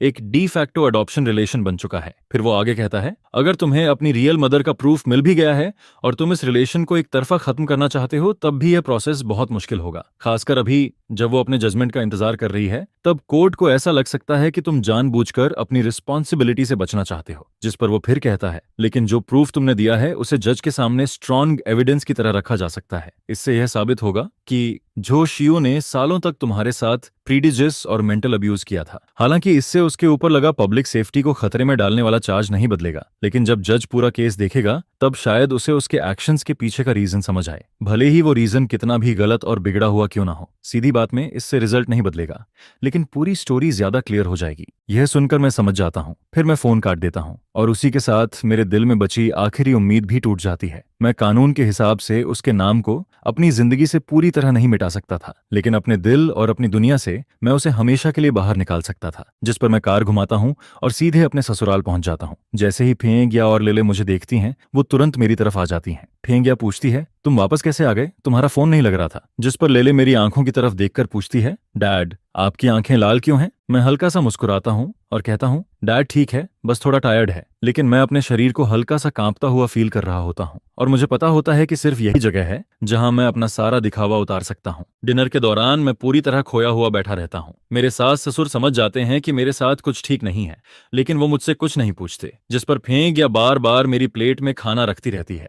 उसकी आंखों में सिर्फ चिंता दिखाई दे रही होती है। फिर रात को जब लेले सो जाती है, तब मैं और फेंक या अपने कमरे में वापस आते हैं। मैं दरवाजा बंद करता हूँ और अपने बैग से वो छोटा टिन बॉक्स निकालता हूँ। फेंक या मुझे हैरानी से देखती है और पूछती है, ये क्या है? लेकिन मैं कुछ नहीं बोलता। मैं बस बॉक्स खोलता हूँ और उसके अंदर रखा बर्थ सर्टिफिकेट और वो लेटर्स उसके हाथ में दे देता हूँ। जिस पर फेंक या बेड के पास वाली लाइट में उन्हें धीरे धीरे पढ़ने लगती है। पूरा कमरा बिल्कुल शांत हो जाता है। सिर्फ पेजेस पलटने की आवाज और हमारी भारी होती सांसें सुनाई दे रही होती हैं। मैं उसके चेहरे को देख रहा होता हूँ। पहले उसके चेहरे पर कंफ्यूजन होता है, फिर वो शॉक में बदल जाता है। उसके बाद डिसेबिलिफ दिखाई देने लगती है और आखिर में उसकी आंखों में सिर्फ दर्द रह जाता है। फिर वो सिर उठाती है। उसकी आंखें लाल हो चुकी होती हैं। जिस पर वो धीरे से कहती है, जो भी पहले हुआ उसे भूल जाओ। आगे तुम्हारे साथ मैं हूँ। तुम जरूर खुश रहोगे क्योंकि हम ही तुम्हारी रियल फैमिली हैं। उस रात हम बहुत देर तक बात करते हैं। मैं उसे वो सब बता देता हूँ जिसे मैं इतने सालों से जानबूझकर भूलने की कोशिश कर रहा था। वो सारी बातें, वो सारे डिटेल्स और वो सारे जख्म जिन्हें मैं जबरदस्ती अपने अंदर दबाए हुए था। जिस पर इतने सालों से छिपे हुए वो जख्म फिर से खुल जाते हैं। और हालांकि यह बहुत दर्द देता है, लेकिन पहली बार मुझे ऐसा लगता है कि उन पर धूप पड़ रही है। फेंक यह सबसे अच्छी लिसनर साबित होती है। वो मुझे बार बार समझाने या बड़ी बड़ी बातें करने की कोशिश नहीं करती। वो बस चुपचाप मेरी बातें सुनती रहती है और अपनी सॉफ्टनेस और समझ से धीरे धीरे मेरे दिल के जख्म भरने लगती है। फिर जब सुबह होने वाली होती है, तब हम एक दूसरे को पकड़कर सो जाते हैं और उस रात मुझे बहुत दिनों बाद सुकून की नींद आती है। जब मेरी आंख खुलती है, तब कमरे में धूप फैल चुकी होती है और मेरे दिल का अंधेरा भी जैसे थोड़ा थोड़ा कम होने लगता है। जिस पर हम फैसला करते हैं कि अभी के लिए हम मेरी रियल मदर लिंगुई को ढूंढने की कोशिश नहीं करेंगे, क्योंकि उस वक्त जो कुछ हुआ था वो बहुत कॉम्प्लिकेटेड था। अगर हम अभी उसे ढूंढेंगे तो पता नहीं कितनी नई बातें और कितनी नई प्रॉब्लम्स सामने आ जाएंगी। और अभी हमें सबसे ज्यादा एक शांत जिंदगी की जरूरत होती है। 1 महीने बाद जो ज्यूई के केस की हियरिंग शुरू हो जाती है, लेकिन मैं कोर्ट नहीं जाता, फेंक या भी नहीं जाती, क्योंकि हम दोनों उस औरत का चेहरा दोबारा नहीं देखना चाहते थे। फिर जिस दिन फैसला आता है, उसी दिन लॉयरली मुझे फोन करता है। वो कहता है, डेंजरस मेथड से पब्लिक सेफ्टी को खतरे में डालने के क्राइम में उसे गिल्टी माना गया है, क्योंकि उसके एक्शन से बहुत बड़ा नुकसान हो सकता था और उसका असर सोसाइटी पर भी बहुत बुरा पड़ा। साथ ही उसने अपने क्राइम को लेकर कोई पछतावा भी नहीं दिखाया, इसलिए कोर्ट ने उसे 12 साल की जेल की सजा दी है। यह सुनकर मैं कुछ देर तक चुप रह जाता हूँ, क्योंकि यह सजा हमारी उम्मीद से 2 साल ज्यादा होती है। शायद मैंने जो प्रूफ दिए थे, उनसे जज को उसकी असली और बिगड़ी हुई ह्यूमैनिटी साफ दिखाई दे गई थी। फिर मैं फोन हाथ में लेकर काफी देर तक कुछ नहीं बोलता। उसके बाद मैं धीरे से फोन काट देता हूँ, जिस पर मैं बालकनी में चला जाता हूँ। नीचे नई सोसाइटी का गार्डन दिखाई दे रहा होता है। वहां बच्चे खेल रहे होते हैं और दूर सिटी की सड़कें, गाड़ियां और लाइट्स, सब कुछ लाइफ से भरा हुआ लगता है। मैं एक लंबी सांस लेता हूँ, क्योंकि टाइम सबसे अच्छी मेडिसिन होता है। 1 साल काफी होता है कई जख्मों को भरने के लिए,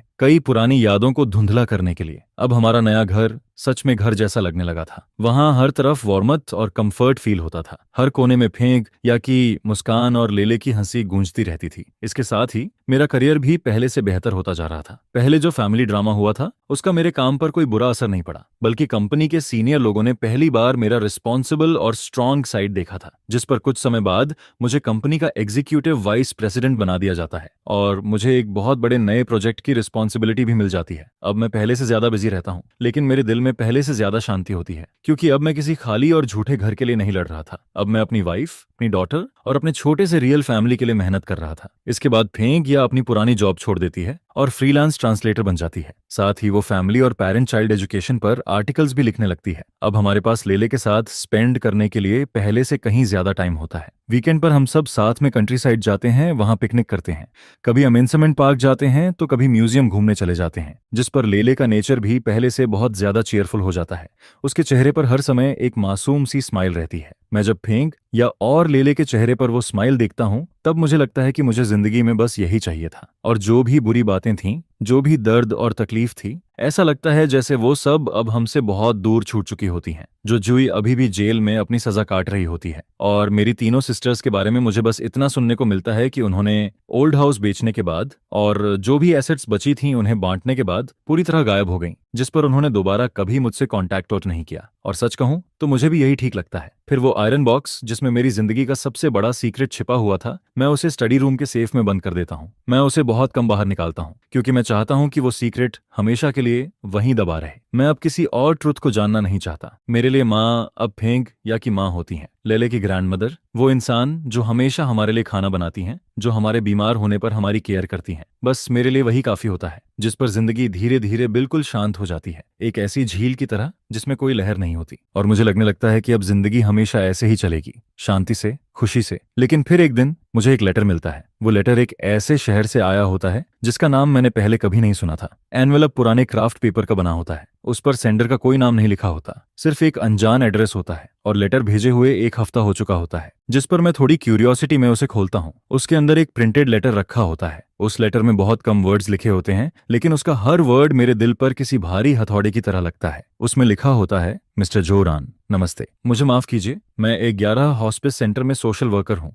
हमारे सेंटर में लिन हुई नाम की एक पेशेंट है। उन्हें लास्ट स्टेज का कैंसर है और डॉक्टर्स ने कहा है कि उनके पास अब ज्यादा टाइम नहीं बचा है। जब हम उनकी चीजें देख रहे थे तब हमें एक पुराना क्लॉथ मिला जिसमें आपका एड्रेस और इन्फॉर्मेशन लिखी हुई थी।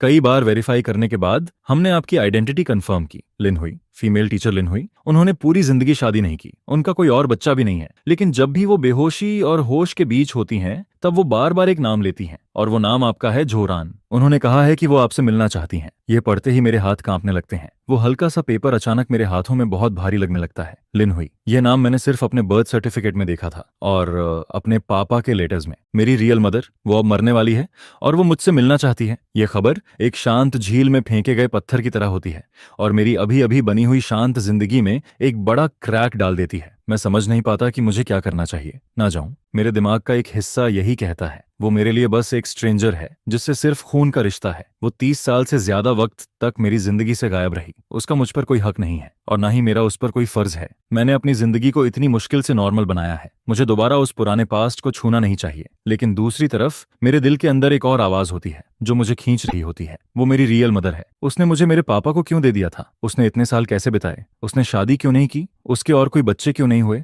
ऐसे हजार सवाल मेरे अंदर उठने लगते हैं, जैसे कोई तेज लहर बार बार मेरे दिल से टकरा रही हो। और मुझे पता होता है कि अगर मैं नहीं गया तो शायद मुझे इन सवालों के जवाब कभी नहीं मिलेंगे और शायद मैं पूरी जिंदगी इसी रिग्रेट के साथ जीता रहूंगा। जिस पर फेंग या स्टडी रूम में आती है, वो मेरे चेहरे को देखती है और बिना कुछ पूछे मैं वो लेटर उसके हाथ में दे देता हूँ। वो उसे धीरे धीरे पढ़ती है और उसे पढ़ने के बाद उसके चेहरे पर भी वही कंफ्यूजन और परेशानी दिखाई देने लगती है जो मेरे अंदर चल रही होती है। फिर वो मेरे पास आती है और मेरा ठंडा हाथ पकड़ लेती है। हम दोनों एक दूसरे की तरफ देखते हैं। हमारी आंखों में सिर्फ कंफ्यूजन होता है। फिर वो धीरे से पूछती है, क्या तुम जाना चाहते हो? जिस पर मैं पहले सिर हिलाकर ना कह देता हूँ, लेकिन अगले ही पल मैं फिर धीरे से सिर हिलाकर हाँ भी कह देता हूँ, क्योंकि मेरा दिल पूरी तरह उलझ चुका होता है। एक ऐसे इंसान से मिलने जाना जो मेरे लिए स्ट्रेंजर भी है और मेरी मदर भी। एक ऐसे सीक्रेट को खोलना जो 30 साल से ज्यादा वक्त से बंद पड़ा है। क्या मैं सच में इसके लिए तैयार हूँ? उस रात मुझे बिल्कुल नींद नहीं आती। फेंगिया मेरे बगल में सो रही होती है। उसकी सांसें बिल्कुल शांत होती हैं, लेकिन मैं आंखें खोले छत को देखता रहता हूँ और अंधेरे में मेरे दिमाग में सिर्फ सोच चलती रहती है। दो नाम बार बार मेरे दिमाग में आते रहते हैं। एक जो शिव, वो औरत जिसे मैंने 30 साल तक माँ कहा, जिसने मुझे सिर्फ दर्द और तकलीफ दी और जो अब जेल में अपनी जिंदगी काट रही होती है। और दूसरी लिन हुई, वो औरत जिसने मुझे जन्म दिया लेकिन जो मेरी पूरी जिंदगी में कभी नहीं रही। और अब जब उसकी जिंदगी खत्म होने वाली है तब वो अचानक मेरे सामने वापस आ रही है, जिस पर मेरे दिल में दो बिल्कुल अलग फीलिंग्स उठने लगती हैं। एक तरफ नफरत, गुस्सा और दर्द, और दूसरी तरफ रिग्रेट, क्यूरियोसिटी और बेचैनी। जाना है या नहीं जाना, यह सवाल मेरे दिल में किसी भारी तराजू की तरह लटकता रहता है। उस तराजू के एक तरफ मेरी नई जिंदगी होती है, मेरी वाइफ, मेरी डॉटर, मेरा करियर, वो सब कुछ जिसके लिए मैंने इतना कुछ सहा था। ये सब मेरी जिंदगी की सबसे कीमती चीज होती है। और दूसरी तरफ लिन हुई से मिलना मतलब उस पुराने जख्म को फिर से खोल देना, उस पास्ट में वापस जाना जिसे मैं हमेशा के लिए दफन कर देना चाहता था, क्योंकि हो सकता है कि वहां मुझे कुछ ऐसे आंसर्स मिलें जो मेरे अंदर एक नया दर्द पैदा कर दें, एक नई स्टॉर्म शुरू कर दें। मुझे डर लगता है कि मेरे दिल का वो जख्म जो अभी अभी भरना शुरू हुआ है फिर से टूट जाएगा।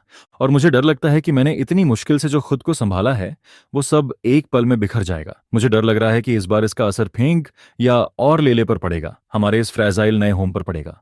और बैलेंस के दूसरे साइड पर वो वुमन होती है जिसका नाम लिंग हुई है, वो लाइफ जो अब धीरे धीरे खत्म होने वाली है। और वो सवाल जो पिछले 30 सालों से भी ज्यादा टाइम से मेरे दिल में अटका हुआ है, मेरी अपनी लाइफ को लेकर वो बहुत बड़ा कंफ्यूजन कि उसने मुझे मेरे फादर को क्यों दे दिया, उसने अपनी पूरी लाइफ बिना हस्बैंड बिना चिल्ड्रन के क्यों गुजार दी, उसके और मेरे फादर के बीच आखिर ऐसा क्या हुआ था। ये सारे सवाल किसी तेज कांटे की तरह मेरे दिल में चुभे हुए थे, जिस पर अगर मैं नहीं जाता तो ये कांटा हमेशा के लिए मेरे दिल में रह जाता। फिर वो मुझे हर वक्त यही याद दिलाता रहता कि मैं एक ऐसा इंसान हूं जिसकी कोई जड़ नहीं है, जिसे ये तक नहीं पता कि वो कहां से आया है। और फिर हर आने वाली शांत रात में वो सवाल अचानक मेरे सामने आकर मुझे परेशान करता रहता। मैं पूरी लाइफ बस यही सोचता रहता, बस यही इमेजिन करता रहता, जिस पर फेंग या की बात सही लगती है कि जाना या ना जाना दोनों ही सही चॉइस हैं। एक तरफ प्रेजेंट को बचाना है और दूसरी तरफ पास्ट को खत्म करना है, लेकिन मुझे कौन सा रास्ता चुनना चाहिए यही समझ नहीं आता है। इसके बाद मैं चुपचाप उठता हूँ और लिविंग रूम में चला जाता हूँ। वहां जाकर मैं अपने लिए एक ग्लास ठंडा पानी डालता हूँ। वो ठंडा पानी मेरे गले से नीचे उतरता है, जिस पर मेरा दिमाग थोड़ा शांत होने लगता है। फिर मैं धीरे धीरे लेले के रूम के बाहर पहुंचता हूँ और डोर को हल्का सा पुश करता हूँ। कॉरिडोर की हल्की रोशनी के बीच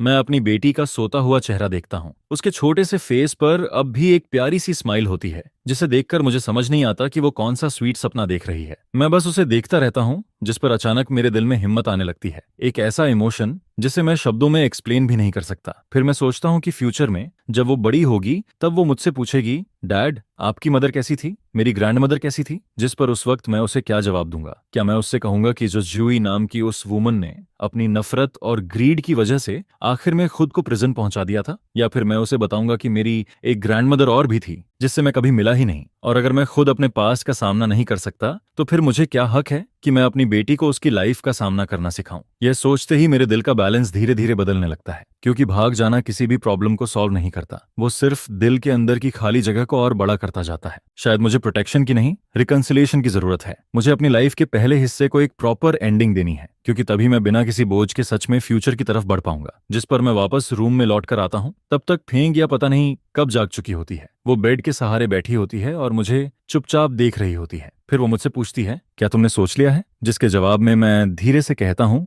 मैं उससे मिलना चाहता हूँ, उसके लिए नहीं, अपने लिए। मैं सच जानना चाहता हूँ, मैं खुद को एक जवाब देना चाहता हूँ, रिजल्ट ये चाहे अच्छा हो या बुरा। मैं उसे अपनी आंखों से देखना चाहता हूँ और अपने कानों से सुनना चाहता हूँ। यह सुनकर फेंग या हल्का सा मुस्कुराती है, जिस पर वो कहती है, मैं तुम्हारे साथ हूँ, यहाँ होम पर मैं हूँ, तुम बिना किसी डर के जा सकते हो। चाहे कुछ भी हो जाए, तुम्हें इसमें हमेशा याद रखना है कि यह हमेशा तुम्हारा घर रहेगा। लेले और मैं हमेशा तुम्हारा इंतजार करेंगे। यह सुनते ही मेरा दिल गर्माहट से भर जाता है।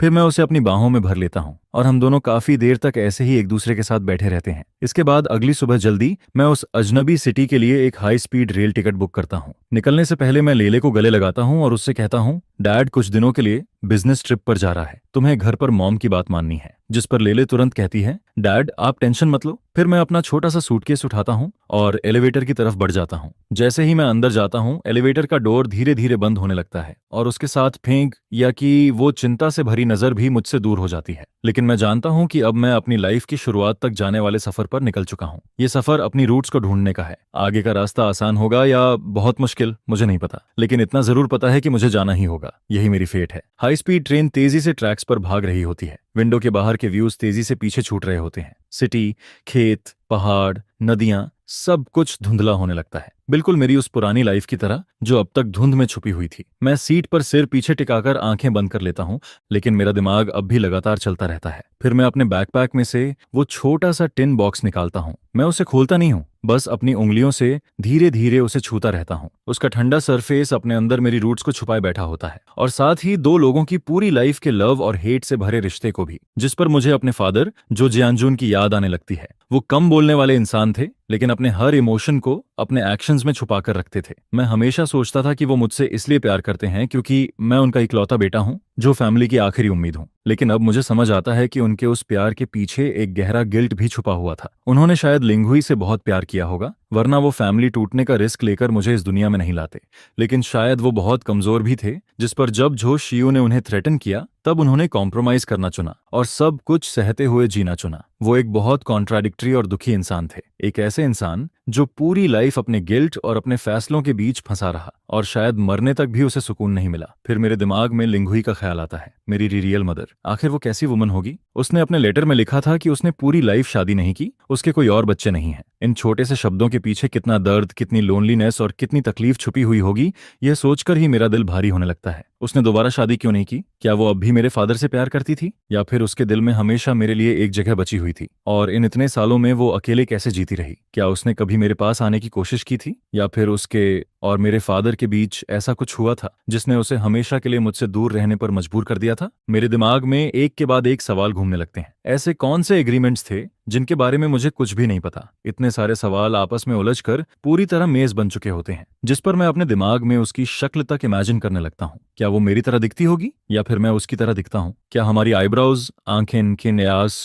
नाक और होंठ एक जैसे होंगे? यही इमेजिनेशन मेरे अंदर एक अजीब सा एहसास पैदा करने लगती है, जिसमें थोड़ा एक्साइटमेंट होता है और थोड़ा डर भी, जिस पर मैं यही सोचता रहता हूं कि जब सच सामने आएगा तब मैं कैसा फील करूंगा। क्या मेरे अंदर गुस्सा होगा, नफरत होगी, या फिर सिर्फ सिंपथी होगी? तभी ट्रेन के अनाउंसमेंट की आवाज मेरे ख्यालों को बीच में रोक देती है, जिस पर मैं अपनी आंखें खोलता हूं और विंडो के बाहर देखता हूं। मेरे सामने एक बिल्कुल अजनबी सिटी होती है, ऊंची ऊंची बिल्डिंग्स, ट्रैफिक और लोगों की भीड़। यही वो सिटी होती है जहां मेरी बायोलॉजिकल मदर रहती थी। मैं इतने सालों तक उसके इतने करीब होकर भी उसके बारे में कुछ नहीं जानता था। ये सोचकर मुझे फील होता है कि फेट सच में बहुत अजीब और क्रूअल चीज होती है। इसके बाद मैं स्टेशन से बाहर निकलता हूँ, एक टैक्सी लेता हूँ और सीधे अनिंग लियोहू सेंटर की तरफ निकल जाता हूँ। रास्ते भर मैं बाहर की अनजान सड़कों को देखता रहता हूँ, जिस पर मेरे दिल में यही ख्याल आता है कि शायद इन रास्तों पर वो भी कभी चली होगी, शायद उसने भी यही नज़ारे देखे होंगे। हम दोनों के बीच 30 साल से ज्यादा का फासला था, लेकिन फिर भी किसी अजीब तरीके से हम दोनों के बीच एक कनेक्शन बना हुआ था। करीब आधे घंटे बाद टैक्सी शहर के बाहर एक शांत से सबर्ब में जाकर रुकती है। मेरे सामने एक सफेद बिल्डिंग खड़ी होती है,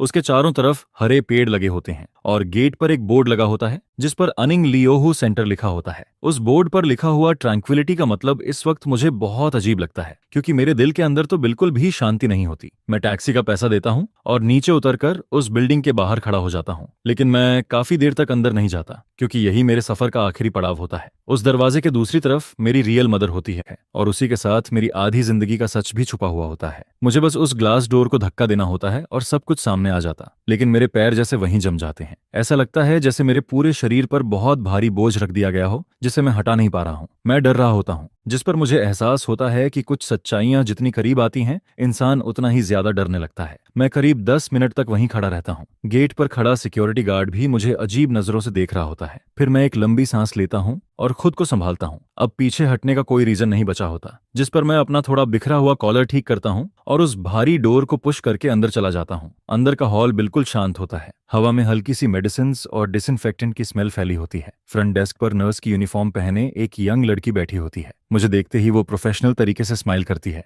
और कहती है, हेलो सर, क्या मैं आपकी हेल्प कर सकती हूँ? जिस पर मैं कहता हूँ, मैं किसी से मिलने आया हूँ, मैं लिन हुई नाम की पेशेंट से मिलना चाहता हूँ। यह सुनकर वो तुरंत कहती है, ओ आंट लिन हुई, आप उनके फैमिली मेंबर हैं? जिस पर मैं हल्का सा सिर हिलाता हूँ। फिर वो कहती है, ठीक है, प्लीज मेरे साथ आइए। लियू शोगोंग ने पहले ही बताया था कि आप आने वाले हैं। उन्होंने कहा था कि आप अब तक पहुंच ही जाएंगे। मैं चुपचाप उसके पीछे चलने लगता हूँ। हम दोनों एक लंबे और शांत कॉरिडोर से गुजरते हैं। कॉरिडोर के दोनों तरफ बने कमरों में ऐसे लोग होते हैं जो अपनी जिंदगी की आखिरी लड़ाई लड़ रहे होते हैं। वहां कोई शोर नहीं होता, कोई आवाज नहीं होती, सिर्फ एक अजीब सी खामोशी होती है जो इंसान का दम घोंटने लगती है। इसके बाद नर्स मुझे एक ऑफिस के बाहर लेकर रुकती है। फिर वो डोर नॉक करती है और अंदर देखकर कहती है, सिस्टर लियू, आंट लिन के फैमिली मेंबर आ गए हैं। अंदर से एक औरत बाहर आती है। वो मुझे देखकर कहती है, हेलो, मैं लियू शिन हूँ। आप और आंट लिन के बारे में मुझे सब पता है। अंदर आइए, बैठकर बात करते हैं। मैं उसके साथ ऑफिस के अंदर चला जाता हूँ, जिस पर वो धीरे से कहती है, मिस्टर जो, यहाँ आने के लिए थैंक यू। आंट लिन के पास अब ज्यादा टाइम नहीं बचा है। इस वक्त आपको देखना ही उनके लिए सबसे बड़ा सहारा है। ये सुनकर मैं तुरंत पूछता हूँ, वो अब कैसी हैं? जिस पर लियू शिन कुछ देर चुप रहती है, फिर कहती है, कैंसर सेल्स उनके पूरे शरीर में फैल चुके हैं। अब वो सिर्फ मेडिसिन के सहारे हैं। ज्यादातर टाइम वो कोमा में रहती हैं। कभी कभी थोड़ी देर के लिए होश में आती हैं, लेकिन जब वो सो रही होती हैं तब भी वो बार बार आपका नाम लेती रहती हैं। यह सुनते ही मेरा दिल जैसे रुक जाता है। फिर मैं धीरे से पूछता हूँ, उन्होंने इतने साल कैसे बिताए?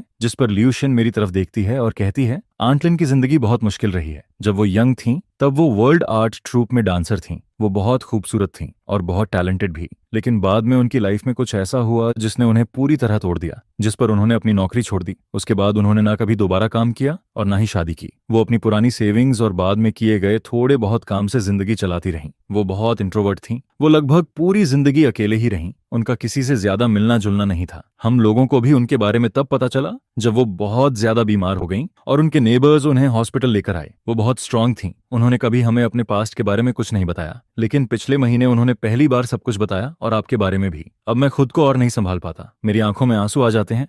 मैं हमेशा सोचता था कि मैं इसके लिए तैयार हूं। मुझे लगता था कि मैं सब कुछ आराम से सुन लूंगा, लेकिन जब किसी अजनबी के मुंह से ये बातें निकलती हैं तो मेरे अंदर की सारी हिम्मत एक पल में टूट जाती है। जिस पर मुझे पहली बार एहसास होता है कि उसने मुझसे प्यार नहीं करना बंद नहीं किया था, वो बस मुझे प्यार नहीं कर पाई। लियूशिन मुझे नहीं रोकती। वो बस चुपचाप मेरे सामने कुछ टिश्यूज रख देती है। थोड़ी देर बाद जब मैं थोड़ा शांत होता हूं तब वो धीरे से कहती है, मिस्टर जो, मुझे पता है कि यह सब आपके लिए बहुत अचानक है और बहुत पेनफुल भी। मुझे नहीं पता आपके बीच क्या हुआ था, लेकिन मैं इतना जरूर फील कर सकती हूँ कि आंट लिन का प्यार आपके लिए बिल्कुल रियल था। वो अभी 3rd फ्लोर के रूम 307 में है। अभी वो सो रही हैं। शायद थोड़ी देर में उठ जाएं। क्या आप उनसे मिलना चाहेंगे? मैं अपनी आंखों के आंसू पोंछता हूँ और धीरे से सिर हिला देता हूँ। अब मेरे पास पीछे हटने का कोई रास्ता नहीं बचा होता, जिस पर मैं लियू शिन के साथ ऑफिस से बाहर निकलता हूँ और एलिवेटर में चढ़ जाता हूँ। एलिवेटर के अंदर की हवा जैसे पूरी तरह जम चुकी होती है और उस खामोशी के बीच मुझे सिर्फ अपने दिल की तेज धड़कन सुनाई दे रही होती है। एलिवेटर 3rd फ्लोर पर जाकर रुकता है। यहाँ का कॉरिडोर 1st फ्लोर से भी ज्यादा शांत और डिप्रेसिंग लगता है। हर रूम का डोर बंद होता है और उन डोर्स के पीछे कोई ना कोई इंसान अपनी जिंदगी की आखिरी लड़ाई लड़ रहा होता है, जिस पर लियू शोगोंग रूम 307 के बाहर जाकर रुकती है। फिर वो अंदर वाले डोर की तरफ इशारा करके कहती है, यही है, मैं अंदर नहीं जाऊंगी। तुम मदर और सन को थोड़ा स्पेस देती हूँ। अगर किसी चीज की जरूरत पड़े तो बेल दबा देना। इतना कहकर वो हल्का सा सिर हिलाती है और वहां से चली जाती है। अब मैं अकेला रूम 307 के बाहर खड़ा होता हूँ। डोर पर एक नेम प्लेट लगी होती है जिस पर लिंगुई लिखा होता है। मैं यह नाम पहले भी देख चुका था, अपने बर्थ सर्टिफिकेट पर, अपने फादर के लेटर में, और अब वही नाम मेरे सामने होता है। उस डोर के पीछे वो वूमन होती है जिसने मुझे जन्म दिया, लेकिन मेरी आधी जिंदगी में कभी मेरे साथ नहीं रही। मैं अपना हाथ उठाता हूँ, लेकिन फिर भी उस डोर को खोल नहीं पाता। मेरी हथेलियों में पसीना आने लगता है। मुझे खुद समझ नहीं आता कि मैं किस चीज से डर रहा हूँ। क्या मैं एक बीमार, टूटी हुई पेशेंट को देखने से डर रहा हूँ, या फिर उस चेहरे को देखने से जो मेरी तरह होगा लेकिन मेरे लिए बिल्कुल अजनबी होगा। मैं सिर्फ इतना जानता हूँ कि यह डोर मेरी जिंदगी के हर दूसरे डोर से ज्यादा भारी लगता है। जिस पर मैं अपनी आंखें बंद करता हूँ, एक लंबी सांस लेता हूँ, और तभी मेरे दिमाग में फिंगेक या और लेले के चेहरे आ जाते हैं।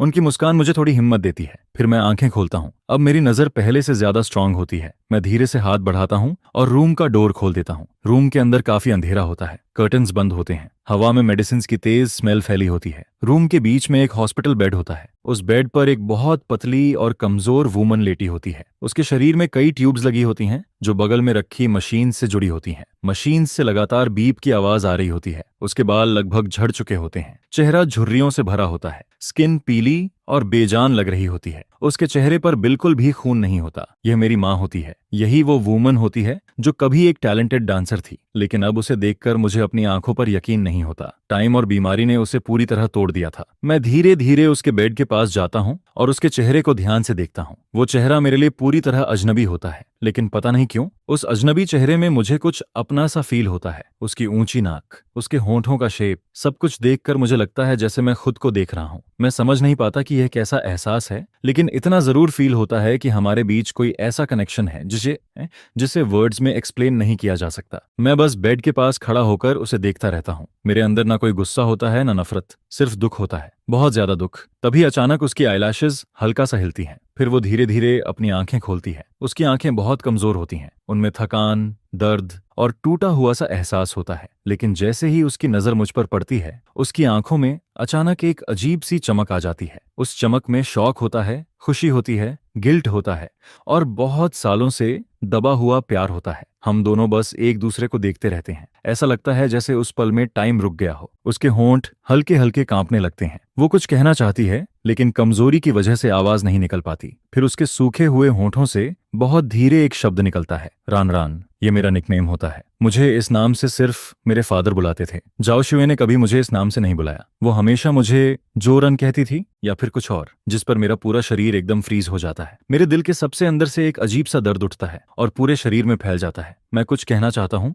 लेकिन मेरे गले से आवाज ही ही नहीं निकलती। मैं समझ नहीं पाता कि उसे क्या कहूँ। मिसेस लिन, आंट, या फिर वो वर्ड जिसे मैंने कभी नहीं कहा लेकिन जो मेरी जिंदगी में सबसे ज्यादा इंपॉर्टेंट था। मैं उसे मां नहीं कह पाता, जिस पर उसकी आंखों से आंसू और तेजी से निकलने लगते हैं। उसके आंसू उसकी झुर्रियों वाली आंखों से बहते हुए तकिए पर गिरने लगते हैं। वो बहुत मुश्किल से अपना हाथ उठाने की कोशिश करती है, जिस पर मैं बिना सोचे अपना हाथ आगे बढ़ा देता हूँ और उसका हाथ पकड़ लेता हूँ। उसका हाथ बहुत पतला, सूखा और बिल्कुल ठंडा होता है, लेकिन मेरी हथेली में वो हल्का हल्का कांप रहा होता है। वो मेरे हाथ को पकड़कर धीरे से कहती है, तुम बिल्कुल अपने फादर जैसे हो। यह सुनते ही मेरे दिल में फिर से दर्द उठता है। फिर आखिरकार मुझे अपनी आवाज मिलती है। मेरी आवाज कांप रही होती है और बहुत कमजोर लग रही होती है। मैं उससे पूछता हूँ, क्यों? आपने ऐसा क्यों किया? आपने मुझे जन्म क्यों दिया? अगर आपको मुझे अपने पास नहीं रखना था, आपने मुझे उस औरत के पास क्यों भेज दिया? आपने मुझे 30 साल तक ये फील क्यों करवाया कि मैं किसी की गलती हूँ? ये सारे सवाल इतने सालों से मेरे अंदर दबे हुए होते हैं और अब मैं उनके जवाब चाहता हूँ। मैं ऐसा जवाब चाहता हूँ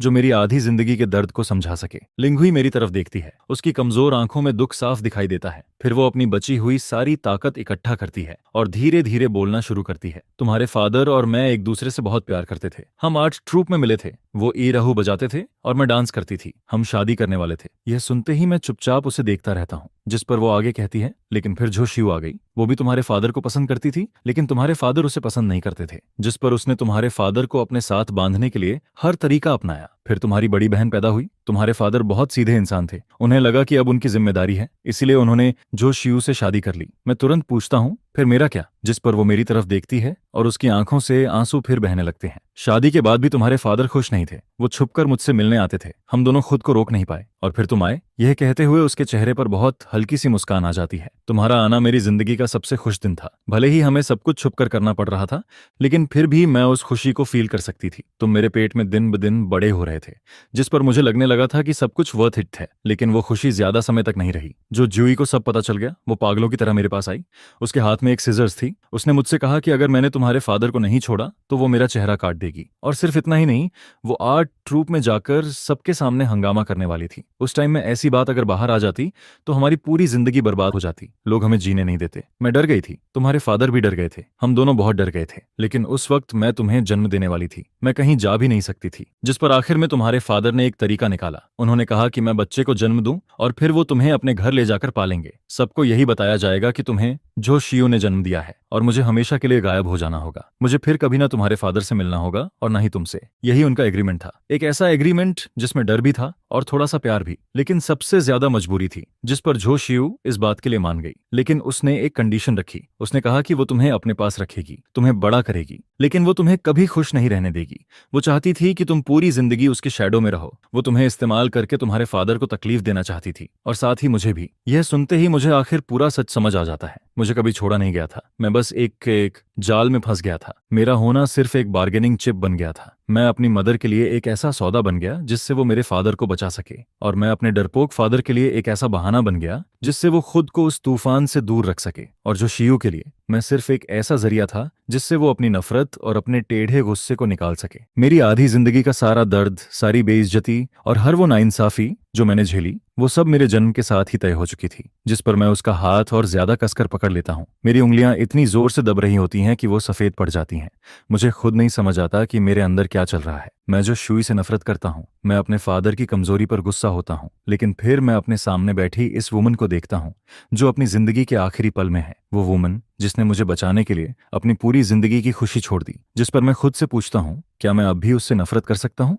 फिर वो धीरे धीरे कहती है, जिस दिन मैंने तुम्हें उसे दिया था उस दिन बहुत तेज बर्फ गिर रही थी। मैंने तुम्हें बस एक बार अपनी बाहों में पकड़ा था। तुम बहुत छोटे थे, बहुत सॉफ्ट थे। मैं तुम्हें छोड़ना नहीं चाहती थी। मेरी जिंदगी का सबसे बड़ा रिग्रेट यही है कि उस दिन मैं तुम्हें अपने साथ नहीं ले गई। चाहे हमें कितनी भी मुश्किलों में जीना पड़ता, चाहे हमें कहीं भी रहना पड़ता, लेकिन वो उससे बेहतर होता जितना तुम्हें उसके पास छोड़ना था। उसकी आवाज धीरे धीरे और कमजोर होने लगती है। बगल में लगी मशीन अचानक तेज आवाज करने लगती है। मैं समझ जाता हूँ कि अब वो जा रही है। जिस पर वो अपनी बची हुई आखिरी ताकत से मेरी तरफ देखती है। उसकी आंखों में एक रिक्वेस्ट होती है, एक ऐसी रिक्वेस्ट जिसे मैं बिना कुछ कहे समझ जाता हूँ। वो सिर्फ एक बार मुझसे कुछ सुनना चाहती है, एक ऐसा वर्ड जो मैंने उसे 30 सालों तक कभी नहीं कहा, और शायद वही एक चीज थी जिसे सुनने के लिए वो पूरी जिंदगी इंतजार करती रही। मैं उसकी तरफ देखता हूँ, उस वुमन की तरफ जिसने मुझे जिंदगी दी लेकिन खुद पूरी जिंदगी दर्द में जीती रही। मेरे अंदर का सारा गुस्सा शिकायत, दुख और वो प्यार जिसे मैं अभी अभी समझ पाया था, सब एक साथ बाहर आने लगता है। जिस पर मैं धीरे से झुकता हूँ, उसके कान के पास जाता हूँ और अपनी पूरी ताकत से वो दो शब्द कह देता हूँ, माँ। मेरी आवाज बहुत धीमी होती है, लेकिन ऐसा लगता है जैसे मैंने अपने दिल का सबसे बड़ा बोझ उतार दिया हो। हॉस्पिटल बेड पर लेटी वो वुमन जैसे ही यह वर्ड सुनती है, उसका पूरा शरीर हल्का सा कांप जाता है। उसकी बुझती हुई आंखों में अचानक फिर से एक चमक आ जाती है। फिर वो चमक धीरे धीरे एक सुकून में बदल जाती है। उसके होंठों पर बहुत मुश्किल से एक छोटी सी स्माइल आती है, एक ऐसी स्माइल जिसका इंतजार उसने 30 सालों तक किया था। उसकी आंखों से एक आंसू निकलता है, लेकिन इस बार वो आंसू पहले की तरह भारी नहीं होता। वो बिल्कुल साफ होता है, जैसे उसने अपनी पूरी जिंदगी का दर्द उसी एक आंसू के साथ बाहर निकाल दिया हो। फिर वो बहुत धीरे से जवाब देती है। उसकी आवाज इतनी कमजोर होती है कि मुश्किल से सुनाई देती है, लेकिन फिर भी वो शब्द हमेशा के लिए मेरे अंदर रह जाते हैं, मेरा बेटा। इसके बाद रूम में अलार्म की आवाज और तेज हो जाती है। नर्स और डॉक्टर भागते हुए अंदर आते हैं। वो लोग उसे बचाने की कोशिश करने लगते हैं, लेकिन मुझे पता होता है कि अब कुछ नहीं हो सकता। उसकी आखिरी ख्वाहिश पूरी हो चुकी थी। उसके पास जो आखिरी ताकत बची थी वो भी खत्म हो चुकी थी। मैं वहां से हटता नहीं हूँ, मैं बस उसका हाथ पकड़े रहता हूँ। फिर मैं अपना फोन निकालता हूँ और गैलरी खोलता हूँ। मैं उसके सामने फेंक या और लेले की फोटो लेकर आता हूँ। फोटो में दोनों धूप में हंस रही होती हैं, जिस पर मैं उससे कहता हूँ, माँ देखो, ये मेरी वाइफ फेंगिया है और ये मेरी बेटी लेले है। वो 5 साल की है, वो आपकी ग्रैंड डॉटर है। मुझे नहीं पता कि वो अब भी मुझे सुन पा रही थी या नहीं, लेकिन फिर भी मैं उसे सब कुछ बताना चाहता था। मैं चाहता था कि वो ये जान जाए कि उसका बेटा दर्द से हार नहीं गया। उसका बेटा बड़ा हुआ, उसने अपनी फैमिली बनाई और उसे अपनी खुशी मिल गई। उसका सैक्रिफाइस बेकार नहीं गया। जिस पर उसकी नजर फोन की स्क्रीन पर टिक जाती है, खासकर लेले की हंसती हुई तस्वीर पर। उसके होंठों पर आई स्माइल थोड़ी और बड़ी हो जाती है। फिर उसके होंठ बहुत हल्के से हिलते हैं। मैं उसके और करीब जाता हूँ और बहुत मुश्किल से उसके शब्द सुन पाता हूँ, बहुत अच्छा। फिर मैं उसका हाथ पकड़कर कहता हूँ, माँ आप चिंता मत करो, मैं ठीक रहूंगा। मैं फेंक गया और लेले का अच्छे से ख्याल रखूंगा। और मैं लेले को जरूर बताऊंगा कि उसकी एक ग्रैंड मदर थी जो उससे बहुत प्यार करती थी। वो बस बहुत बहुत दूर चली गई और आसमान में एक स्टार बन गई, ताकि वो हमेशा मुझे देखती रहे। जिस पर मेरे आंसू उसकी हथेली के पीछे गिरते रहते हैं और मैं उस हाथ को फील करता हूँ जिससे वो मुझे पकड़कर रखती है। लेकिन फिर धीरे धीरे उसकी आखिरी ताकत भी खत्म होने लगती है। उसके बगल में लगी वो नई इलेक्ट्रोग्राम मशीन जो उसकी लाइफ को दिखा रही होती है, धीरे धीरे एक सीधी लाइन में बदलने लगती है, जिस पर मशीन एक लंबी आवाज निकालती है और उसके हाथ की हलचल भी वहीं रुक गई। जिस पर मैं बेबस होकर अपना सिर हिलाता हूँ और कहता हूँ, आई एम सॉरी, हमने पूरी कोशिश की थी। यह सुनकर पूरा रूम शांत हो जाता है। वहां सिर्फ उन ठंडी मशीन्स की लंबी आवाज गूंजती रहती है और उसी पल मुझे समझ आ गया था कि वो जा चुकी है। फिर मैं अपनी उस माँ को, जिसने हमेशा मेरे साथ खाना खाया, मेरे साथ जिया और हमेशा मेरे फ्यूचर के लिए सपने देखे, शांति से जाते हुए देखता हूँ। मैं नहीं रोता हूँ, मैं बस चुपचाप उसका ठंडा होता हुआ हाथ पकड़कर बैठा रहता हूँ। मेरे दिल में ना कोई नफरत बची होती है और ना ही कोई उम्मीद। वहां सिर्फ एक अजीब सी शांति होती है और उसके साथ एक ऐसा दुख जो मेरी हड्डियों तक उतरता चला जाता है। इसके बाद मैं उसके फ्यूनरल का इंतजाम करता हूँ, जिस पर सारी प्रोसेस बहुत सिंपल रहती है, क्योंकि इस दुनिया में उसके पास अब कोई रिलेटिव नहीं बचा था मेरे अलावा। फिर उसकी छोड़ी हुई चीजों में मुझे एक छोटा सा लकड़ी का बॉक्स मिलता है। उस बॉक्स में कोई कीमती चीज नहीं होती है, वहां सिर्फ हाथों से सिले हुए छोटे से टाइगर हेड शूज रखे होते हैं। वो शूज पुराने जरूर थे, लेकिन अभी भी बहुत संभाल कर रखे गए थे। उनके सोल पर लाल धागे से 2 छोटे वर्ड्स खड़े हुए होते हैं, जिस पर बॉक्स के सबसे नीचे मुझे एक पुरानी पीली पड़ चुकी ब्लैक एंड व्हाइट फोटो मिलती है। उस फोटो में एक जवान लड़की डांस कॉस्ट्यूम पहने खड़ी होती है और उसकी आंखें और चेहरा बिल्कुल मेरी तरह लगते हैं। उस फोटो के पीछे छोटे छोटे वर्ड्स लिखे होते हैं, may there be no children, peace and joy in a lifetime. और जिस दिन उस पर साइन किया गया था वही दिन था जिस दिन मैं पैदा हुआ था। यह देखकर मैं उन टाइगर शूज को कसकर पकड़ लेता हूं और फोटो को देखता रहता हूं, जिस पर मेरी आंखों से आंसू एक बार फिर गिरने लगते हैं। तब मुझे समझ आता है कि पिछले 30 सालों से भी ज्यादा समय तक मेरी जानकारी के बिना वो मुझे इसी तरह प्यार करती रही थी और उसने मुझे कभी अपनी जिंदगी से दूर नहीं किया था। इसके बाद मैं उसके लिए एक शांत पहाड़ी पर, जहां से सूरज निकलता हुआ साफ दिखाई देता है, एक जगह चुनता हूं और उसके फ्यूनरल वाले दिन वहां सिर्फ मैं अकेला खड़ा होता हूं। फिर मैं उस छोटे टिन बॉक्स को, जिसमें उसकी जिंदगी का सीक्रेट, मेरे पिता का लेटर और वो टाइगर शूज रखे होते हैं, उसकी राख के साथ रख देता हूं और धीरे से कहता हूं, मॉम डैड, मुझे नहीं पता कि तुम दोनों किसी दूसरी दुनिया में मिलोगे या नहीं। जिस पर मैं आगे कहता हूं, लेकिन अगर तुम मिले तो मैं बस यही चाहता हूं कि तुम अपना सारा गिल्ट और डर छोड़ दो और एक नई शुरुआत करो। जहां तक जो शियू की बात है और उन तीनों सिस्टर्स की बात है, अब वो मेरे लिए इंपॉर्टेंट नहीं रह गए थे, क्योंकि जिस पल मेरी रियल माँ की आंखें उस राख के बर्तन पर बंद हुई थीं, उसी पल मेरी जिंदगी के पहले हिस्से की सारी शिकायतें और दर्द खत्म हो गए थे। फिर मैं उस लकड़ी की कब्र के सामने बहुत देर तक खड़ा रहता हूँ, यहाँ तक कि डूबता हुआ सूरज मेरी परछाई को बहुत लंबा कर देता है और मैं उसी जगह चुपचाप खड़ा रहता हूँ। इसके बाद मैं मुड़ता हूँ और पहाड़ से नीचे उतरने लगता हूँ, लेकिन मैं एक बार भी पीछे मुड़कर नहीं देखता, क्योंकि मैं जानता हूँ कि मेरा फ्यूचर उस पुराने पास्ट में नहीं है। वो नीचे, पहाड़ के नीचे है, उस जगह पर जहाँ स्क्वायर क्लिफ है, जहाँ खुशी है, और वही मेरी रियल होम है। और आखिरकार मैं घर वापस आ जाता हूँ। जैसे ही मैं डोर खोलता हूँ, खाने की खुशबू पूरे घर में फैल जाती है, जिस पर लेले लिविंग रूम से एक छोटी चिड़िया की तरह भागती हुई आती है और सीधे मेरी बाहों में कूद जाती है। आह फेन, तुम वापस आ गए। लेले को तुम्हारी बहुत याद आती है। जिस पर मैं उसे कसकर गले लगाता हूँ और कहता हूँ,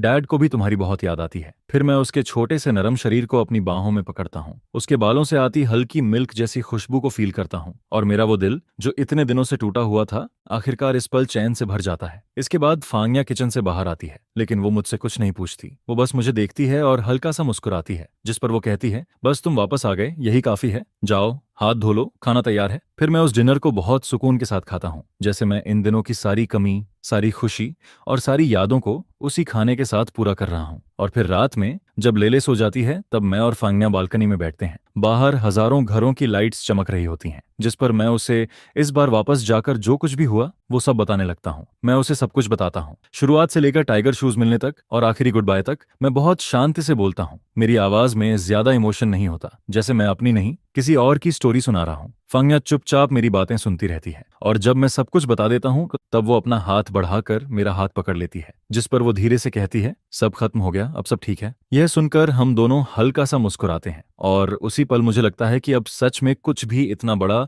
या इतना दर्दनाक नहीं रह गया है। उस दिन के बाद मैं कभी भी उन पुरानी बातों को खुद से नहीं छेड़ता। जो शिव का केस आगे क्या हुआ मैंने कभी नहीं पूछा। उन तीनों सिस्टर्स का क्या हुआ, वो कहाँ गईं, कैसी हैं, मुझे अब फर्क नहीं पड़ता था। जिस पर झो फैमिली की वो सारी दर्द भरी यादें, जिन्हें मैं कभी भूल नहीं पाया था, मैं अपनी यादों के सबसे गहरे हिस्से में हमेशा के लिए बंद कर देता हूँ। फिर मैं स्टडी रूम की शेल्फ पर लिंगुई की एक कलर फोटो और हमारी फैमिली की फोटो साथ में रख देता हूँ। मैं लेले को उन सब के बारे में ज्यादा कॉम्प्लिकेटेड बातें नहीं बताता। मैं बस उसे फोटो दिखाकर कहता हूँ, लेले देखो, ये तुम्हारी ग्रैंडमा है, वो बहुत ब्यूटीफुल डांसर थीं और अब वो आसमान के स्टार्स के साथ रहती हैं और हर रात तुम्हें देखती रहती हैं। यह सुनकर लेले उस फोटो को देखकर मीठी सी आवाज में कहती है, हेलो ग्रैंडमा, जिस पर मैं अपनी बेटी का मासूम चेहरा देखकर मुस्कुराने लगता हूँ, क्योंकि कभी कभी खून का रिश्ता और फैमिली का प्यार इतना सिंपल होता है कि उसका किसी शिकायत, किसी पुराने दर्द या किसी पास्ट से कोई लेना देना नहीं होता। और फिर एक साल बाद मेरा नया प्रोजेक्ट बहुत बड़ा सक्सेस बन जाता है, जिस पर कंपनी को बहुत बड़ा प्रॉफिट होता है और मैं कंपनी के सबसे यंग पार्टनर्स में से एक बन जाता हूँ, और सब कुछ धीरे धीरे पहले से बेहतर होता जाता है। फिर उसने फैमिली और सेल्फ हीलिंग के ऊपर एक बुक पब्लिश की,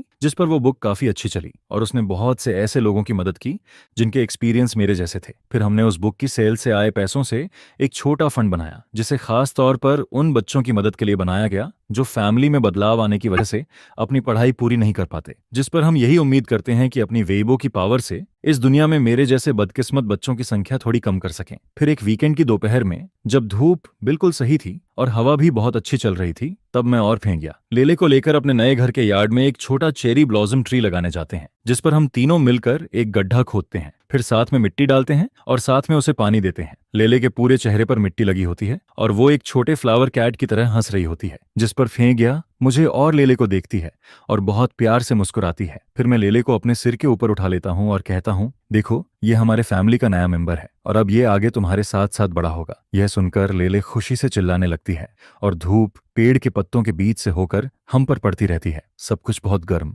बहुत सुकून भरा और बहुत अच्छा लग रहा होता है, जिस पर मैं अपनी वाइफ के चेहरे की उस नरम मुस्कान को देखता हूँ, फिर अपनी बेटी की चमकती हुई स्माइल को देखता हूँ और फिर उस घर को देखता हूँ जिसे हमने अपने हाथों से बनाया है। एक ऐसा होम जो प्यार और उम्मीद से भरा हुआ है, जिस पर मेरे दिल में एक अजीब सी शांति उतरती जाती है। मेरी जिंदगी के पहले हिस्से का सारा तूफान, सारी उलझनें और सारी विशेष अब मुझे किसी दूर के ड्रीम की तरह लगती हैं, जैसे वो सब बहुत पहले हुआ था और अब मैं उस ड्रीम से जाग चुका हूँ। मैंने अपनी जड़ें ढूंढ ली हैं और अपने पास्ट को हमेशा के लिए दफना दिया है। मैंने आखिरकार अपनी जिंदगी पाली है। अब मैं वो बेचारा एटीएम नहीं हूँ जो अपनी पुरानी फैमिली से बंधा हुआ था, और ना ही वो अकेला बच्चा जो झूठ और गिल्ट के बीच जी रहा था। मैं झो रान हूँ, फेंगिया का हस्बैंड, लेले का फादर और एक नया, पूरा और आजाद इंसान, जिस पर धूप बिल्कुल सही होती है। और आखिरकार मैं अपने घर वापस आ जाता हूँ।